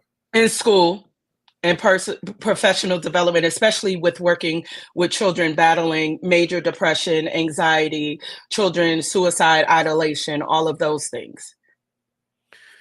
That's interesting, because I was going to play a video about that, because I wanted to link it into the children turning into these types of women that we see on here. So I'll play it. Hold on. Let me see if I can play it. And I'm going to get since you're an expert in this, I want to try to get your ideas about this. Let me see I think I recorded it here. Let's see. Present. I think it's a video file here. So the reason I'm going to play this again, if I can find it. No. Oh, hold on. I think it's on Facebook here. Present. Share screen.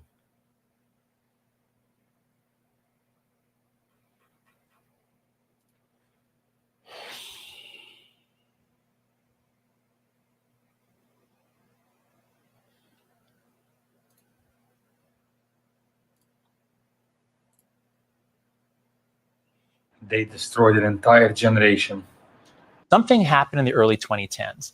And my argument in the book is a tragedy in 2 acts. The first act is the loss of the play-based childhood. You were out with your friends after school. There was nobody supervising. You had to learn how to work out conflicts, how to face adversity. So that's what kids have had for hundreds of thousands of years. It's part of being a mammal. You play, you develop skills. We began to crack down on that, to lock kids up in the 90s, to not let them out. So we're restricting what they most need, which is play, from the 90s through the 2000s. But mental health doesn't collapse then. It's actually pretty stable. Then we get Act 2, which is the arrival of the phone-based childhood. And what that is in 2010, everybody had a flip phone. The iPhone had come out, but most teens had a flip phone. No front-facing camera, no social media on the phone, no high-speed data. And by 2015, everyone's got all those other things. Now suddenly everyone has a smartphone, front-facing camera, high-speed internet, social media, especially Instagram, on the phone. And almost like someone turned a switch in 2013, girls in America and many other countries suddenly become very anxious, depressed, and self-harming.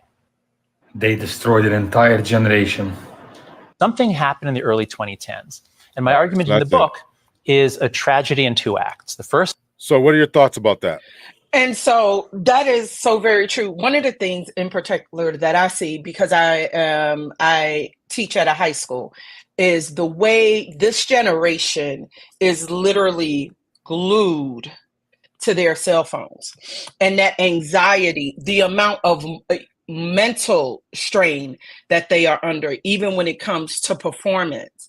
And so when we look at what happened, we, especially like you and I, Generation Xers, we still went outside. Our parents, we were latchkey kids. We were grown before our time, but we grew up knowing how to play games, knowing how to play sports. Even when you look at the differences between female games and male games. Guys know how to play team sports. You get over it. You play football, softball, rugby, whatever. And women, we want to play house and we want to be the teacher. We want to be the leader. And then all of that was taken away. And then we're introduced to the World Wide Web. We're introduced to exact timing. We're introduced to right now, this is what you need. We're introduced to the influencers. Oh, you need to have this. You need to look like that. And one of the things that I love to do in particular, for those that don't know, I'm a Black woman with freeform locks.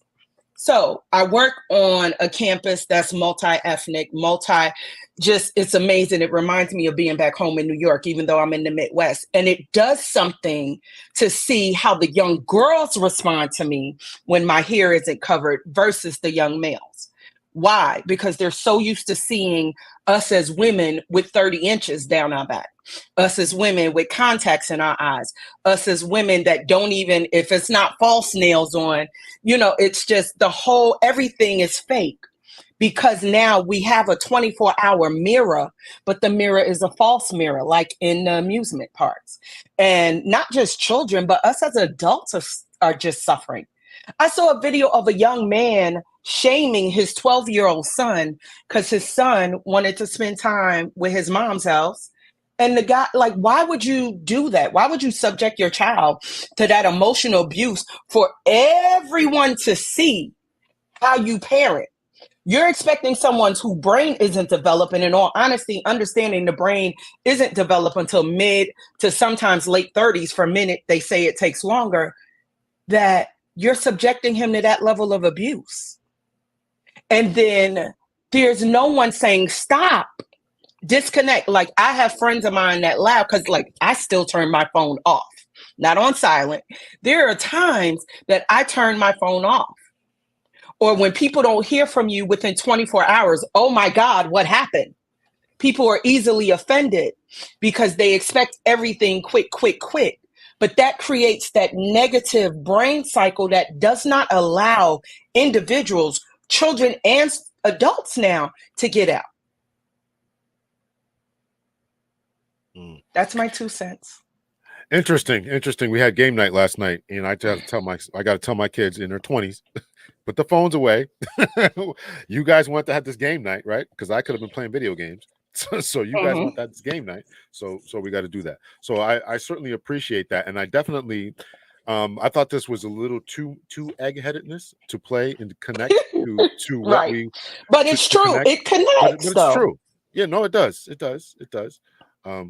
If we do a timeline of American society, you can literally see the correlation between how we went from AOL, the World Wide Web, the internet, to social media, to live streaming, to the mental health decline in our country. Now, if we add into the fact of, if we go back to the late 60s, early 70s, and the decline of the family, and add that in, you'll even see more. A lot of times there's something called the Adverse Childhood Effect Study. A lot of people in mental health understand ACEs.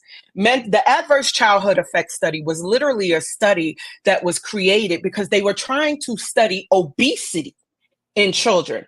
And what they found was that these 9 markers, when people had these 9 markers, if you had 3 or more, you're considered having a traumatic childhood. Well, the thing about it, in the African American community, guess what? Living in poverty is considered traumatic. And there's data to support that. So if you look at finances, poverty, what we've gone through as a community, this is now the fruit of what we're seeing that has been impacted generation after generation after generation. Now, for those that are wondering about that, then if you even add spirituality or Christianese or whatever you want to call it, and understanding the sins of the father being translated to the son, then that's a whole nother spiritual component about what's happening. And most people, ignorance is bliss. They don't want to educate themselves. People laugh at me when they find out I don't own a television. And I mean, I don't even own a television to stream to the TV. People find that so weird. But why do I need to be hooked to a box when there's a life I'm supposed to be living? So I actually think that what we saw, the balloon pop and all this other stuff, is a response to the poverty mentality that you talked about, the poverty Right. trauma. I don't want to be poor. I got to spend all this money. I got to flash and floss. I got to do this. I got to do that. I got to have this. I got to present this way. I got to do this. I really think that that is a traumatic response to, because when people grew up, they saw their parents didn't have it. They were eating government subsidies, government cheese. They had roaches, rats. They had all this stuff. And so now they got to present this certain way, this image. And so if you're not taking me on a first date to a $200 restaurant, then you're nothing. I just see it as a traumatic response. That's my opinion. What are your thoughts? And it is a traumatic response because guess what? Living in poverty is trauma. Last year, I did an entire unit with my high school kids as part of understanding what trauma was. And literally as we're going in brain health, and so I'm in the state of Indiana, and Butler University has a certificate program in neuroscience and brain specifically targeted for educators. And they're getting ready next year, they're going to create a master's program. And this is something that it's sad that educators are more knowledgeable about childhood development than parents. So people can go out here, have sex, have a baby, and have no knowledge about childhood development. Yeah. And people do what they know to do, which is repeat the negative cycle. Right. So what would be your thoughts about how to break the cycle? Is it not having TVs? Is it, and I'm not being funny about that. Is it, what would be your response? Because we see this generation of these young girls who are doing this. Again, I recognize that this balloon pop is not it's real to a certain extent. So what I mean, but it's obviously going to influence other generations. What would be your suggestion about how we fix those girls' mentality now, and the 12-year-olds who are looking at this saying, this is how I want to be, or I should be? I think the impact comes with how you live your life.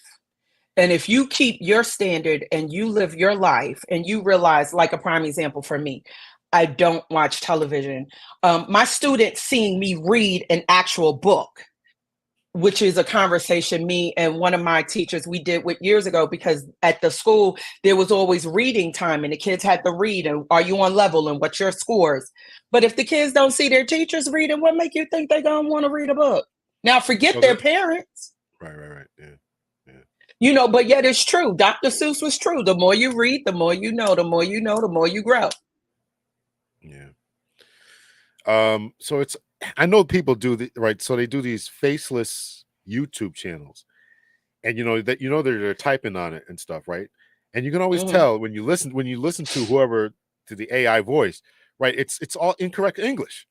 It's incorrect English. Like nobody's looking over the kids' shoulders, right? So they grow up not having these different types of skills. So I definitely think that AI is going to make us dumber as a species. It's going to make us, we might have information that we can get, but our ability to critically think and analyze and to be creative will be diminished. It won't be diminished among the super rich, because they'll be able to send the kids to college, correct a lot of deficiencies, and then build off of whatever. But the average to below average, they'll get even less. They'll get even less because they don't know how to read. They don't know. I can't tell you. I've said this before. I'm not trying to make fun of any kids, right? But I teach at college level. People send them emails when there's no punctuation in it. There's no capital letter. There's no capital subject, verb, agreement, no punctuation. And I start telling them, listen, before you send me an email, run this through Grammarly, because I don't know what you're saying. I don't know what you're saying. So, So well, there's really a book bad. called The Dumbest Generation on Earth that is literally talking about that. So that may be something that it seems like you would really be interested in, because you're very intellectual. So I can definitely see that. And I'm gonna definitely look for that. The Dumbest Generation. yeah, on Earth. it's right. It's on Amazon. And so, but these are things that we can do. What we do is when we offer options, like your video, your podcast, or your blog, whatever you want to call it, is an option for those of us that are willing to accept the option. You force us to be accountable. You force Black women to be accountable about the decisions we make. And those that are there, that are ready to receive it, will receive it.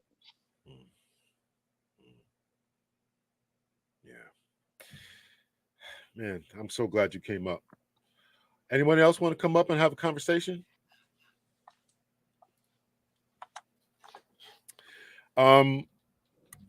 So you teach at Butler? Is that? No, I don't teach at Butler. I teach at the largest high school in the city of Indianapolis. Oh, you don't So have to it's tell us. You don't have to tell us. yeah, Because yeah, I don't want people. yeah. People get Even if mad. they try to find me, they can't because that campus is huge. Okay, I all still right. get lost. Yeah, all right. I just don't like this cancel culture. People trying to call up your jobs and stuff, and it just bothers me so much. So we are taught. And We were taught everyone's that knowledge is entitled power. to their opinion. And that's nothing wrong with that, but it's when people feel that their opinion is right and you are to subject someone else to your opinion. Right. Absolutely.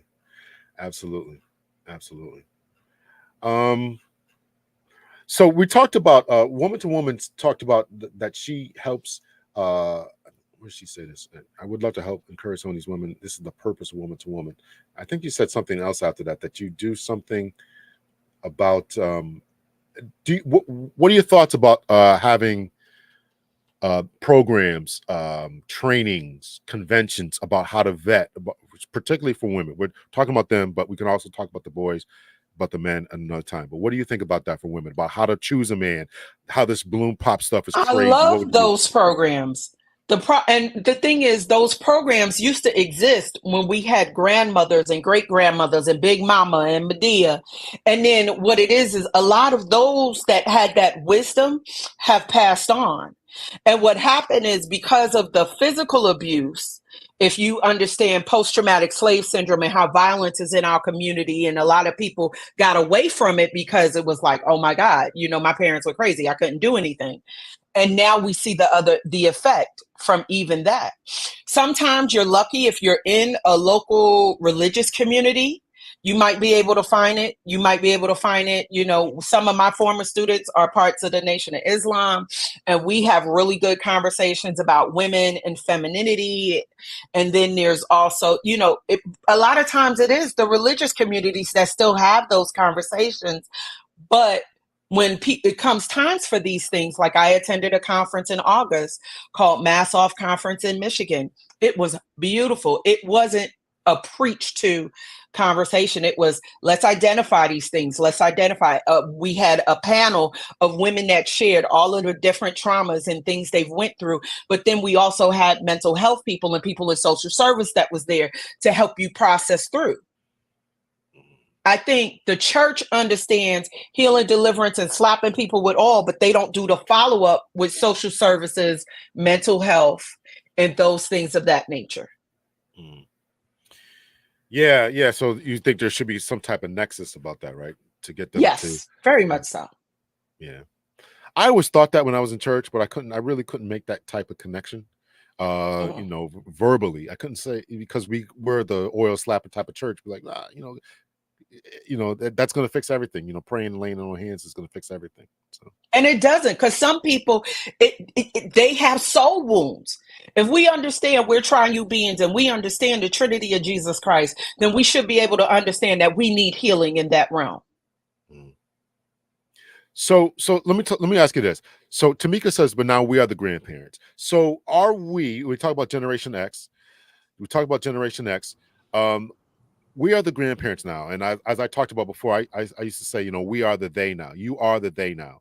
Mm-hmm. What is your opinion about, where we're at as grandparents, right? The 40 and up crowd who I'm going to be honest, I ain't in that group. I don't have no biological children. Well, so but you're an auntie. But you're an auntie. But you're an auntie. So I mean, we got to get it. And listen, I dump on the men too, but the men too have to be like, we got to help. We got to do something, because this is a lost. When you got a bunch of girls up there doing this, influencing other people, this is a lost generation. Where are the grandparents at? What's going on with that? Are they just as affected? They're non-existent. The grandparents are not children. There's the nature versus nurture. Children repeat what they see. So when we're looking at children or these young adults, they have seen that action. You know, there used to be a time parents never once would, if you said something against the teacher, they would never once come up to the school wanting to fight the teacher, but they do now. All the You time. better not dare say nothing to my kid. I mean, I had a parent, like a parent, literally, the child came to school the second day, not the first day of school, with a t-shirt saying, "Dear teacher, it doesn't matter where you move my seat, I'm going to talk." Wow. Well, how did that happen? And I really don't know. How did that happen? I know that's for another time, right? Raquel, what say you? Hi there. Hey. Great conversation. I am in the grandparent generation and all, I think. But I want to go back to a few things. And again, I am not a medical nothing, but I am a woman of God who God has given a lot of revelation. And as far as raising children, I raised 2 daughters, being divorced, and God has given me so much for me to share to women. That's what Woman to Women is for, is to help nurture young women. I hear the conversation as far as the young women, but we have to go back at least one generation. We've got to take a look at what is the condition of mom's heart. Who's raising them? What's the condition of grandma? Many children are being raised by grandma. And me being biracial, I've seen it on both sides. My mom being Hispanic, my dad being Black and what have you. I saw it on both sides of the family. However, what I do know is that there's at least 3 categories. And again, this is not science or what have you. This is just the way God gave it to me, where trauma kind of sits in, and that is divorce, disappointment, and death. Every one of us in society, we're going to experience one of those. So trauma sits there. So this goes beyond the natural. The natural is wonderful, counseling and what have you, but we have to get into the spiritual. You were talking about as far as the church, the oil slapping, what have you. Unfortunately, the church has failed. I'm going to be the first to say that, but Jesus hasn't. And because we're dealing with man. So we have to take it upon ourselves to learn of who God is, learn about who Christ is. Now, he's already taught us about how to, doesn't teach us about dating, but back in Genesis, he gave the woman an identity. When there's 2 categories when we decide I want to date, either I'm going to go out and look or I'm going to be found. If I go to look, and this is my personal experience, I'm going to have a list. I'm going to have what I like, what he looks like, what I think my quote unquote husband needs to be. And not even husband. I don't know how many women go looking for a husband and they title him as such. But when we do that and we don't take the time to be found as a wife, because the Bible says that a man that finds a wife finds a good thing. Now, he doesn't even call the man a husband. He just calls him a man. But he calls us wife. Why? Because to God's heart, that's how close he keeps us as women.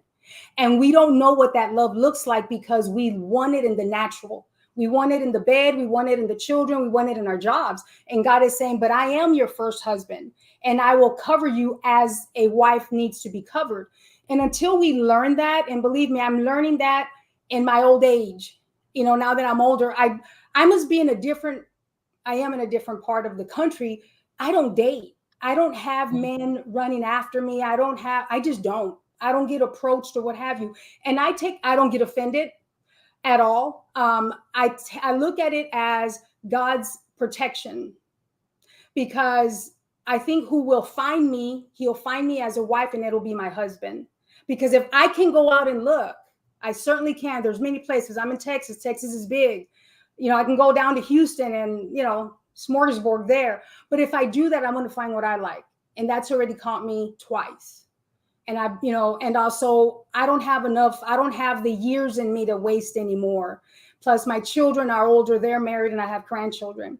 But I also want to share real quick is the 4 types of love that the Bible talks about. And I think where society sits in more now is on the, what is it called? The eros love, where it's the sexual.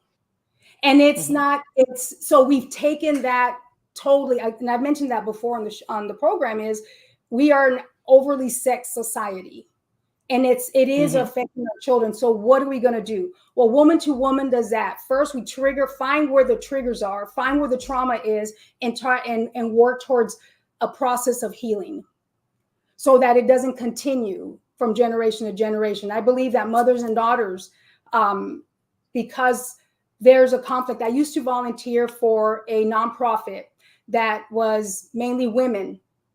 And most of the women, when I would mentor, and I would ask, my question every week was, how many of you women had a close relationship with your mom? And most of them did not.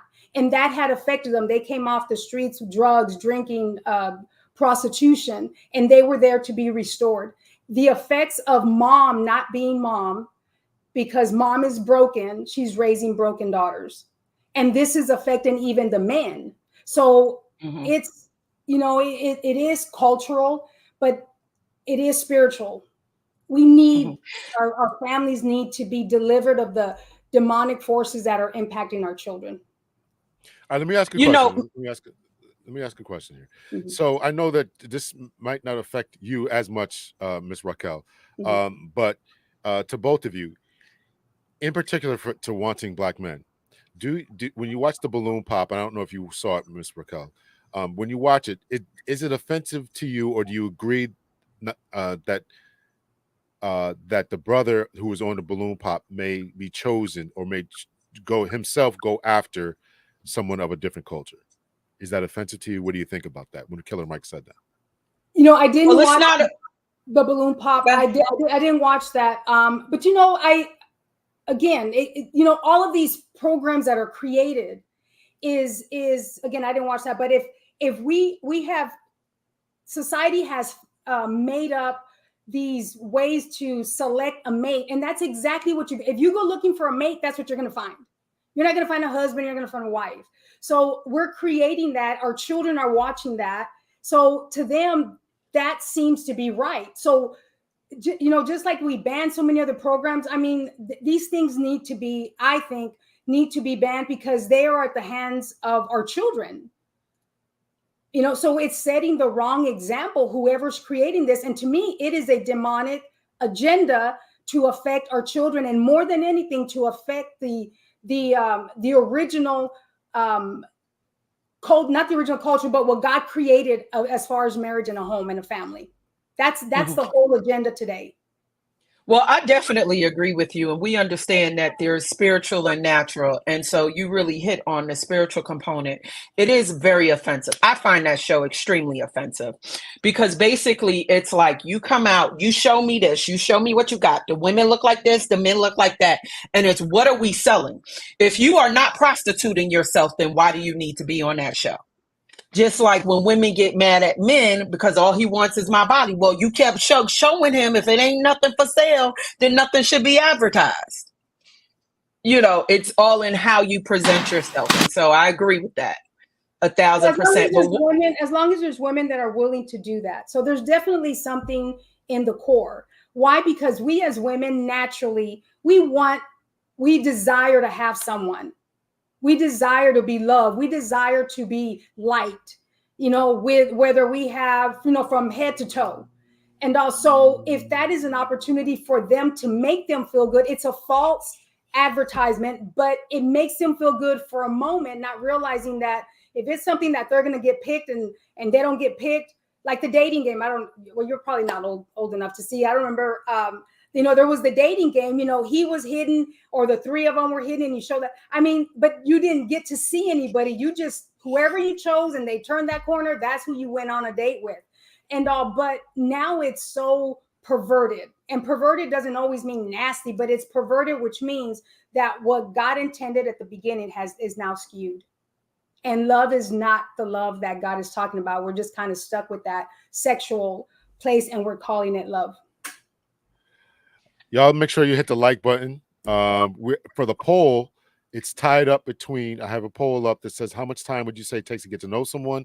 A year and 2 years are tied up. So we got to have some tiebreakers in. Y'all make sure y'all go up there and that says something. I'd like to know why anybody, I know I said 6 months. You can marry them and you still don't know them. A year, 2 years, I think that runs the risk of, okay, now I don't know, most people may be sexually active, but I don't think it takes that long. I don't know. I think when if especially maybe in the age group, I know in my age, in 50s and older, it shouldn't take you a year. You can have a decent conversation and know that yeah, we're just not going to go any further if we ask the right questions. I think here's my opinion about that. I think that in a perfect society, you probably could do it within 6 months or less, but we don't have a cultural basis, in particular for African American people. We don't have a cultural basis, right? So I often talk about this, right? So you go to church, you and I meet at church. That takes so much effort out of it, because now I know what your cultural background is. I know when we go out to dinner, I know what you think, I know what you believe. More than likely, by the church we go to, we might have the same political beliefs. So all that is done, right? But because we don't know that, it's going to take a little bit more. Also, you have to take look at the concept of the environment, right? Our environment, as the attorney said, I know you probably didn't see that, but I played an attorney who said that, the problem with the Western marriage. So you got to conquer the Western marriage problem of everybody is just running around here getting divorced. It is so much ingrained in us, in the water. It's in the water that we drink. It's in the air that we breathe, that if you're not happy, we just get divorced. So that's why I think that it takes a little bit longer to make sure that this person is not putting on a front. They're not pretending. They really have these political beliefs. They really believe this is about raising children. They really want to make sure that this lasts.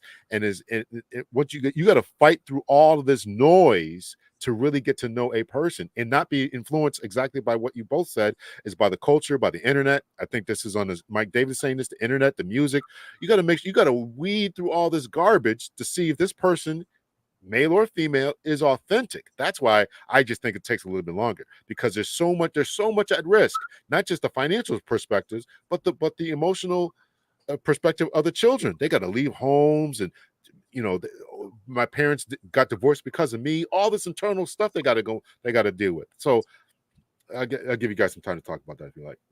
You know what? And it's so funny because originally I was of the belief it doesn't take all that.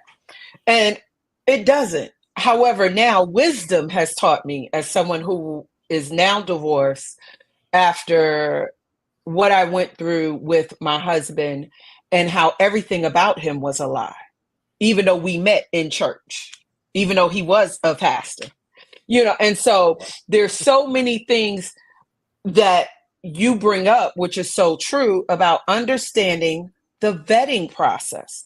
And there needs to be a vetting process. And a lot of the vetting process for me is, now I look for fruit. So I look for the fruit of the spirit, Galatians 5. Is this person disciplined? Can they suffer long? A lot of times, sometimes people do want to marry you quickly because they want to get you locked in before you realize the lies that they've shown.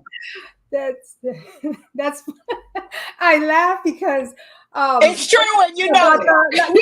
I just don't think people want to get married that bad, and not today. I remember that, but we're different in age, and I'm 49. How old are you? I'm a Generation Xer, just like you. So 50, how different are we? Yeah, 59. Okay, so we're still the same generation. Yeah, but when I think about my second marriage, all the signs were there. And yes, he was in church. So, but there was a mindset, and this is, and for me, that is no more. And not because I'm bitter or what have you. It just makes sense that I don't have to meet him in church. I thought you did, but everybody goes to church, and that's perfectly fine. Sick people go to church. So you find some of the sickest people there. So with him, all the signs were there. Every single sign was there. And but I'm going to say I ignored it, but when I brought it up to people that were close to me, I was divorced for 17 years. So when you're surrounded with family and friends, all they want to do is see you get married. Oh my gosh, you're dating. And people get excited for you. So I didn't have a backup person to say, spiritually, but I didn't need that. It was in front of me, but it wasn't too big. But the very things that that I saw were the very things that were the issue. And that is why I am more determined now to speak. It doesn't matter if they're a pastor, that doesn't matter. They are called. I was called, but I still failed. That's part of being a human being. And also, just because we go to church and we're speaking in tongues and we're slapping oil, every Sunday or whatever, it doesn't matter. The thing is that you're still a human. Have you been through the fire and been refined? So my goal is to continue to to help these women to come out of trauma, to recognize who they are, get themselves under God's subjection, and allow God to just build them up. And in due time, their husband will find them, or if God leads you to meet them somewhere. I mean, God can do whatever he wants, whichever way he wants, but you got to get well. You have to be made whole. I don't look at any situation based on what I did.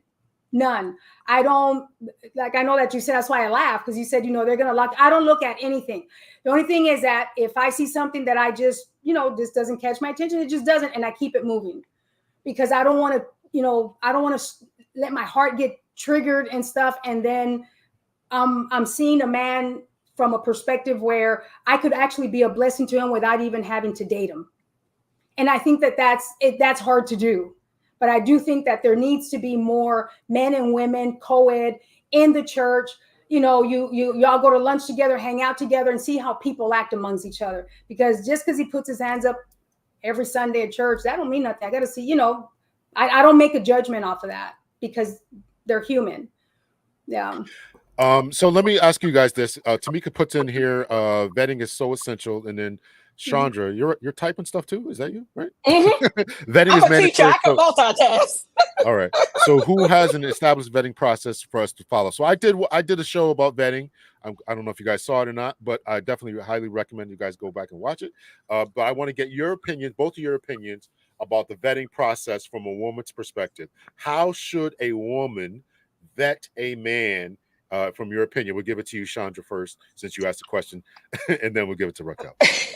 So when it comes to how should a woman vet a man, I'll speak for myself. How do I vet men? I vet men according to my knowledge of self and my knowledge of the God I serve. Those are the two things that I use as the measuring sticks. So what do I say? The knowledge of the Word of God being the final basis for me. The knowledge of self. So knowledge of myself is I understand my triggers, my traumas. I've gone to the medical establishment and I've laid on the altar for 4 days to go through deliverance. So when I'm looking at someone, can he keep his word? For me, character is of the utmost important. If you say you're going to come and we're going to go out on a date, then I want to see you. If you're running late, there's nothing wrong with a phone call, but no call, no show doesn't work for me, because it doesn't work in an employment situation. So there's so many things. Those are things I look forward to. Necessarily, I grew up when my mother had more natural education and brains than my father did. My father was a hardcore blue collar man. So for me, it's not the dollar amount, because I've lived enough life that I know things can change. I know what it's like to be a base and a bound. I know what it's like to make six figures. I also know what it's like to find myself sleeping on the trains in New York and be homeless for real, for real. So when women come for the six figures, six this, six that, well, think like you haven't lived enough, baby, because things change. Scripturally, marriage for better or for worse, for richer or for poorer. Those are things. I'm divorced, not because I didn't keep my end of the bargain, but because legally and scripturally, I was giving it out because this person broke covenant. Covenant is of the utmost importance. It's not because they did A, B, C, D. It's because of their refusal to get before God and get the natural help that they need. That's the vetting process. When I was on dating sites, I was quick to want to talk to you on the phone. I want to hear your voice. I want to discern what you mean when you say something, because I can see black and white, but black and white doesn't tell me what's behind it. That's part of my vetting process. I want to go on a coffee date. I don't want to see you spend big money and flash, because I've been a kept woman too. Anybody that has money can flash. I want to see, can you hold a conversation? Can we talk about the different areas in my life that impact me? Can we talk? What interests do you have? You don't have to be the same interests, but we do have to complement each other, And for me, I definitely want to see chemistry. A lot of women think that they don't need chemistry. Well, I married the ugly dude and it was miserable. I'll never do that again. I need the chemistry. I need the chemistry.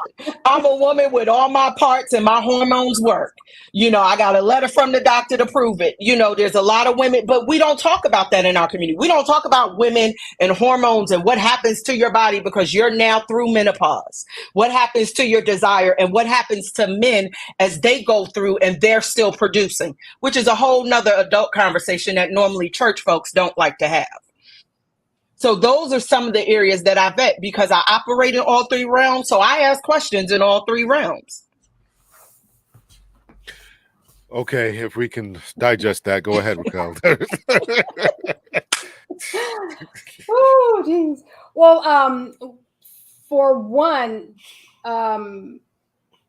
I would want to make sure I would ask a lot of questions. I wouldn't do a whole lot of the movie thing. Let's go to the movies. You don't have a conversation. You would definitely want to be in a position where you're constantly face to face, and what have you. And I wouldn't base it anything on money, but the four main parts that I believe you should focus on. But you have to know that you are in that place. If you know about provision, can he provide? Can he protect? Can he cover you? Can he lead?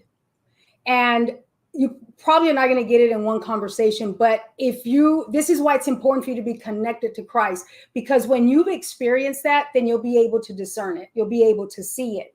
Then the other thing is, one thing that you want to gauge, you first of all, you want to be positioned where, do you know what your God-given purpose is? Do you know what your gifting is? Gifting meaning if you're a teacher, if you're a doctor, if you're whatever it is that you're a writer, what have you, does he speak to that without you even mentioning that? Does he speak to that? Does that baby in you leap? Does he speak to what's inside of you? Because man and woman are made to come together and to multiply, not just in children, but to build a legacy. So I think you should have a legacy conversation. I think you should have, you should ask a lot of questions. He should come with a plan. He should come with a plan. I don't care if he's a construction worker. Okay, does he plan to build a house? He doesn't have to own his house, depending on where you are in your age. And no, he doesn't have to own a house, but is he prepared to, have the money somewhere? And if he doesn't, because the way even not just society, the economy is, or what have you, maybe he had a bad luck or what have you, and he's building up his savings. Can you talk about the future? Is there a future, with him? Does he have a future? I myself should already have that. I shouldn't wait for someone to come and come, I should not be empty. That's what I'm saying. So he shouldn't come empty. He needs to have a project. Does he have a project? Well, Rachel, Raquel, I'm sorry. I would really love to hear you elaborate, because we're in the age category. What does that legacy conversation look like in our age bracket? Can you elaborate on that for me? Yes. I have 2 daughters and 6 grandchildren. So when I just kind of, it seemed like when I got into my mid 50s, where all of a sudden legacy was important, because the Bible says that we should be able to leave something. In other words, I need to have a baton to pass on to my daughters.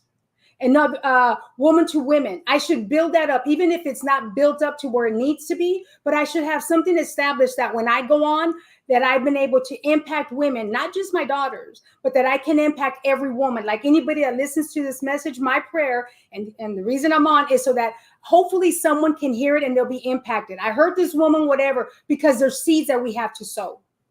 And that's the purpose. That's what we were called to do, is to multiply, to leave a legacy, leave something. I've told my grandchildren, I don't want you, when I pass away, I don't want you to sit there and say my Mima had faith. Okay, give an example.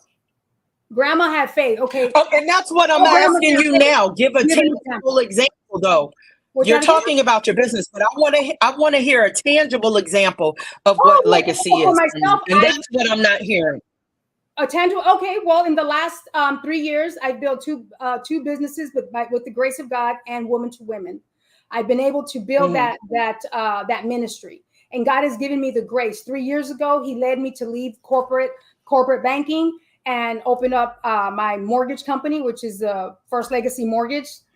just advertisement there. TNT Myers Consulting, which is a coaching job where I train mortgage loan officers. I've been in the industry for over 30 years. So my goal, because in my family, my grandfather in Mexico, he owned cattle and he was a businessman. He didn't pass that on to his children. And my mom was a business owner. She didn't pass that on to us. So it is my goal that I will not only leave a will for them to read, but I can pass the baton on to them. My grandson, who is 12 now, I was talking to him and my granddaughter, the two older ones, and I was explaining to them, what they know exactly what I do. And my granddaughter says, "But I want to be a singer." And my grandson says, "Yeah, but we don't have to do what Mima does. We just have to run it." I said, he got the vision. So you have to have a vision for your family. You have to have a vision for yourself. And I always did. When my daughters and I were in a shelter, they're what, 37 and 35 now. In a shelter, they were 8 and 4. And I wrote a letter to my oldest daughter because we had hit total rock bottom, 3 pennies to my name, no joke. And I wrote a letter to her and I told them, "You will not be a statistic. As long as God is with me, you will not be a statistic," because they were from, they were minority, female, culture, all of that. They fit the ticket to be, to grow up and do, get pregnant out of wedlock and all the statistics.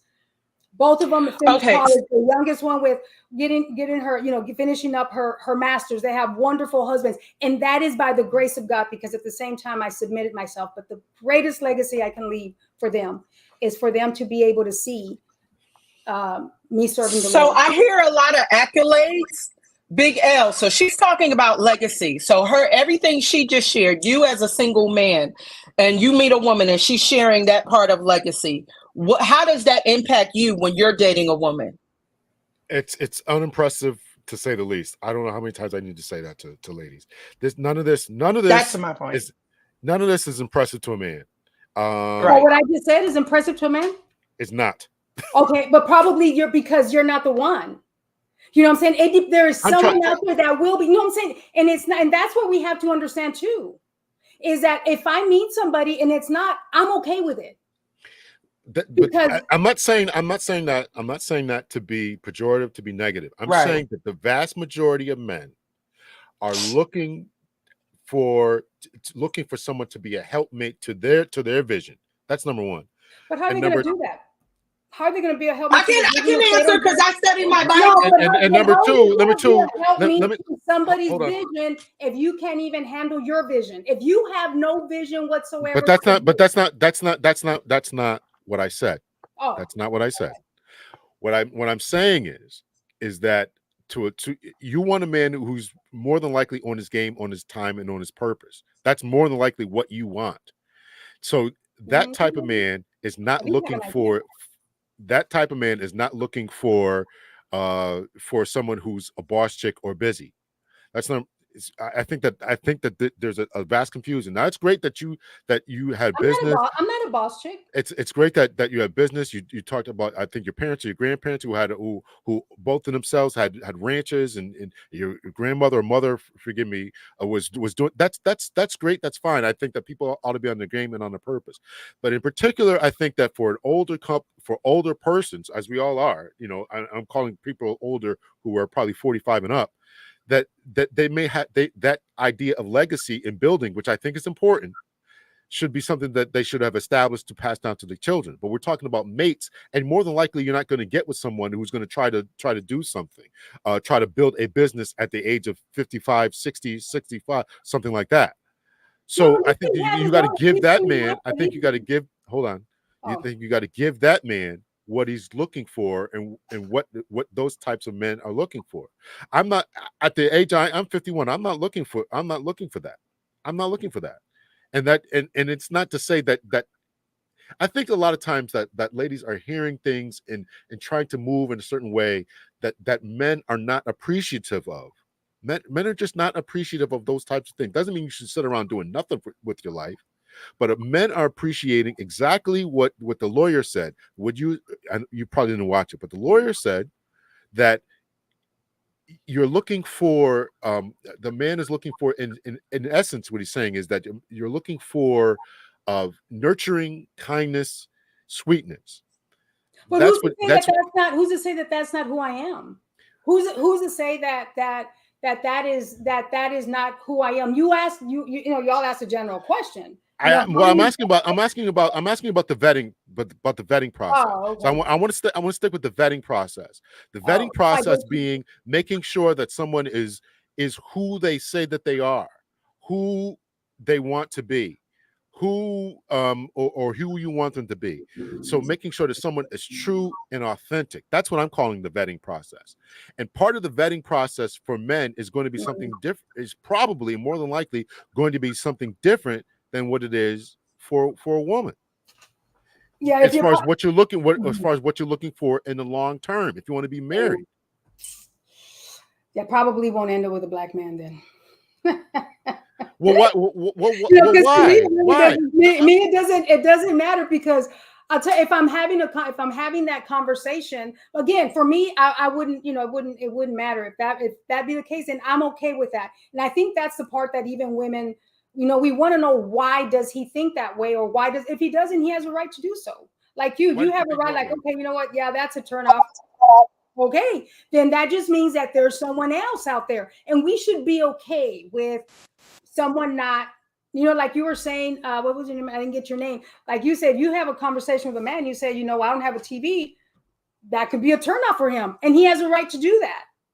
We shouldn't be offended by that and put men and say all men are like that. No, all I need is one, not necessarily need, but that's it. I'm not living my life for somebody. When he comes around, are there changes? Certainly that will have to take place, but he won't know me. He as a matter of fact, all of this would not take place in one night. I don't know what it'll look like, but I'm not living my life for, and I know you said accolades. You're darn right, because I've been through the fire.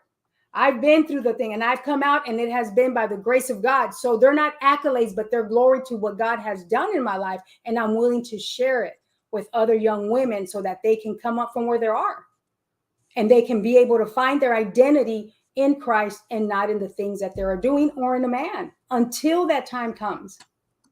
Sandra, what would be your vetting process? So because I understand for me, you answered that question, right? Yes. You were first. Okay. All right. So, yeah. Okay, you asked me a question about my thought process as a man. Why did you ask that question? Because I think a lot of times women sit and talk, but we never ask the person the gender that we need to be learning from. I think there's a lot of counsel for women about men, but we never listen to men. That's just like I see it with teachers. They make all these assumptions about their students, but they never ask the student, how do they learn best? So what I didn't hear, and I want to get both of your guys' opinion about this. I want to know, where is the counsel of the elder women in this? Because I advocate for that. That's why I said, listen, if you want a guy, if you're a woman or a guy, it doesn't really matter. Well, if you're a woman and you meet a guy and you don't have big brothers and uncles or father figures, a pastor, father, stepfather, to run him by, then you can call me up and I'll do it. Where do you all think that fits in the council of vetting? Because we're talking about vetting. We're not talking about what you're looking. I don't want to take this into what you're looking for in a man. I'm talking about how you vet him. By vetting, we're saying the vetting process is making sure that this man is what you want, what you think that he is, versus what the presentation is. How do you know you're not meeting a representative that's going to change within 6 months, a year, or 2 years? How do you do? That's what vetting is. I'm not asking about how tall he's got to be, how much money he's got to make, his legacy, and I appreciate all those answers, but that's not answering the question about how you vet someone. So how do you vetting is definitely part of bringing that person amongst your community. Vetting is definitely getting the wisdom. Now, the example for me, I'm in a different situation. All of my elders, my dad's been gone since 98. All of my uncles are gone. My mother passed away 2.5 years ago. So my community now, are all of my co-laborer male ministers that I call brothers. That they're part of my vetting community now, because my natural family, my natural elders are no longer here with us. Okay, and that part of my vetting community. Can this person come to the church picnic? And how do they interact? How do they interact with the people that are closest to me? Can I introduce this person to my closest support system? That's part of my vetting community. Was that what you were looking for? It's certainly part of it. And New York Chocolate says, so what are we supposed to ask? I think all those questions and all that is good. Where you're going in life and how you're going to get there, and are you building anything? You own a business. I think all that is important. But also part of that is taking the time to get to know them, see if they're. I think you even said this: are you a person of your word? If you say we're going to do this, that, and the other, are you going to do it? I think that's part of it.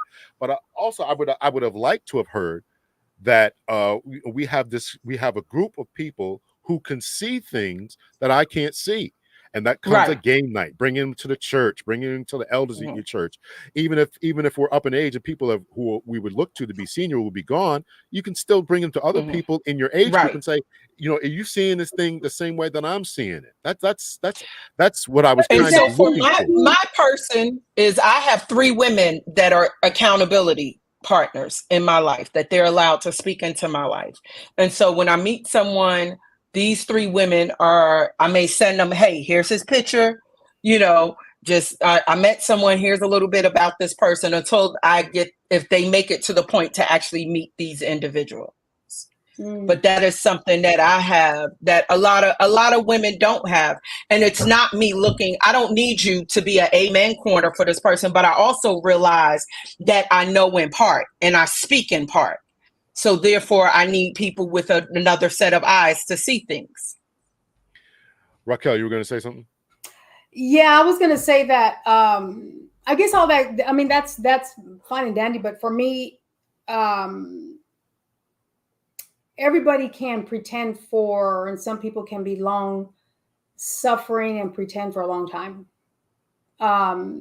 So yeah, we can bring them around certain people or what have you, and family member. I think all that is important, but at the end of the day, no one's going to make that decision except you, and be able to make that determination. And I think that's not that take away the value of other people, opinions of other people, and what have you. But I think on your day-to-day conversation, it should entail, well, for me, it will, some of the things that I mentioned. It doesn't have to be in one sitting, but it should. But you can't expect what you yourself have not. If I haven't overcome in certain areas in my life, then I can't expect for them to. And I think that part can get a little hairy there, because if I'm expecting someone to be a certain way, we also have to learn how to deal with conflict. So are we just going to throw him away if he's late one day? No, I think for me, I would probably, let me watch that again, because there's a lot more than I don't think there's a black and white. What is important to you? How do you vet them? Okay, what's important to you? What have you overcome? Where is it that you want to go in life? If you don't have that right, then how are you going to expect that in another person? It's a human being. It's a male. What is it? And you're not going to know exactly what he likes or what he wants until you get around him and you start, dating, you start doing things together, because you're thinking, we're thinking of a lifetime. If he lets you know up front, I'm just not a married type, take his word for it and don't settle there. Make a decision there. But sometimes as women, we don't. We want to make them, we want to change them. We want to make sure that if you don't like that I have everything in my house blue and that's going to be conflict and it's an issue, then, we have to learn how to even deal with those with the conflict of disagreement as well. So yes, it's okay that, the church people like him and but we're the ones that are gonna, have to live with the person. And some people can pretend for a long time. And so we have to be able to use beyond the natural and really be able to see beyond from what they are showing themselves to be at the moment. I got you. So I want to get to Mike Adrian Harris's. Thank you both for those answers. Mike Adrian Harris's question here: should a man be expected to marry more than once in his lifetime? And I want to kind of piggyback off of that. And I do have a podcast about. I do have an episode coming about that. And I want to kind of add to this and get you guys' thoughts about this. Is it a red flag if a man is married more than one time, divorced, 50 years old plus? Is any of that a red flag or something to be concerned about? Not to me. I think you need to find out. You do. I don't think you should just now. I would be aware or be cautious if they're bashing the ex, but I think you need to know because to begin with, I think divorce is so prevalent because we marry wrong. We just marry wrong. So, but I don't think that. I don't think that. I think we do. I think you do because if I think it's in the water. I think divorce is in the water. 1969, there was a no fault divorce, and divorce just shot through the roof. But people are more sexually. Yeah, but people are more sexually active. If the sex is good, we're going to get married. Okay, well that's already an issue. We're in a hurry to get married because we don't want to be lonely for the wrong reasons. We get married. That's why. Well, I personally think that's what it is. 9 times out of 10 because it's wrong. But anyways, what was it? I guess I answered the question on that. Is I forgot what it was. What I was answering. Red flag. Was it a red flag? Yeah. I think you need to ask some more. With something like that, you need to go a little deeper to find out, did they get over whatever issue they were, whatever caused that, because there's trauma there. So I think that is an issue. What do you think, Chandra? What do you think? Well, what I said, I don't think it's a red flag. And I think a lot of times, and she brought up a valid point about how do you deal with conflict. And one of the things, a lot of people talk about conflict, but most people are not trained in conflict resolution. And so this is why I asked those specific questions. So my first question is, Big L, what's considered a red flag? Can you please define that for me? Because to me, I've been married not once, but twice. I'm twice divorced. So does that mean I'm automatically a red flag? Don't proceed with caution because I've been married twice? Or do we need to gather more information? And that's where I'm at. You have to be clear about your definitions with words. When I was telling someone, this guy I met, and he was like, well, I don't do conflict and I don't do drama and I don't do this. I said, well, then you're never going to grow and you're still going to be at the exact place you are right now because conflict forces growth. Even the Bible says iron sharpens iron. So conflict can be sharpening. Conflict can cause you to look at yourself reflectively and be like, you know what, originally I thought this, but now after I've taken some time to process that information, maybe I do need to grow a little bit better. Most people, in our age category, everybody wants a ready-made machine. But until you've had to be a caregiver for somebody because they had a cancer diagnosis, you don't know why that person may have lost their home. There's so many other factors, and everybody wants this ready-made man. But guess what? We as women were called to help him get there. So you're saying you want to operate outside of the function for which you were created to call to do. Then that's a little kind of iffy to me. I find that as dealing with another woman is different. Like everybody wants the picture perfect, but you got to do the work, baby. Yeah. All right. So, there's a couple of quarterback analogies I've been reading through here. Multiple marriages are not a red flag until you understand the details, realizing it's one side of the story. It could be divorce, it could be the death of a spouse. Healing is still needed, though. Maybe you got a little on one marriage ended. Yeah. All right. So I'll give you guys a little bit to close up final thoughts. I really thank you both for coming up here. Kept the conversation lively as normal. Chandra, you want to go first? Actually, I just really enjoyed the conversation. It's always great to talk to someone that thinks differently than I do. It's always great to reflect. So I'm looking forward to spending some time later in the week and going back over this, and doing some self-reflection. Thank you, Raquel. Thank you so much for joining in. You've been coming on regular. I appreciate it. Thank you. You're muted. Yes, I am. Thanks again. I do enjoy the conversation. Iron sharpens iron. It's good. Thank you. Thank you. You're always welcome to come back. Miss Riva says at 53, I'm not looking to build with anyone. He should come already built. I kind of agree with that. I think that when you're in your 20s, maybe 30s, really, really looking to build. But at this age, I'm like, I'm chilling out. I'm relaxing. So, but everybody, It depends, like what the build means too. Like build like how where, if you have at least a mindset to for people, when you say build, depends on what that means. Yeah, no. I mean, I'm not looking to die either. So, I mean, yeah, it definitely. I mean, it certainly depends on each person. It's about two kings and queens, conscious individual coming together with masculine, feminine energy, working together, while the woman being in agreement with the man's plan and his lead. I can't say I disagree with that. So next week I think it's me and Auntie Anita coming on. I'll probably open up the panel as well. We have a couple of videos that we've already discussed. We're going to go through AAA from Better Love Movement. So that's it.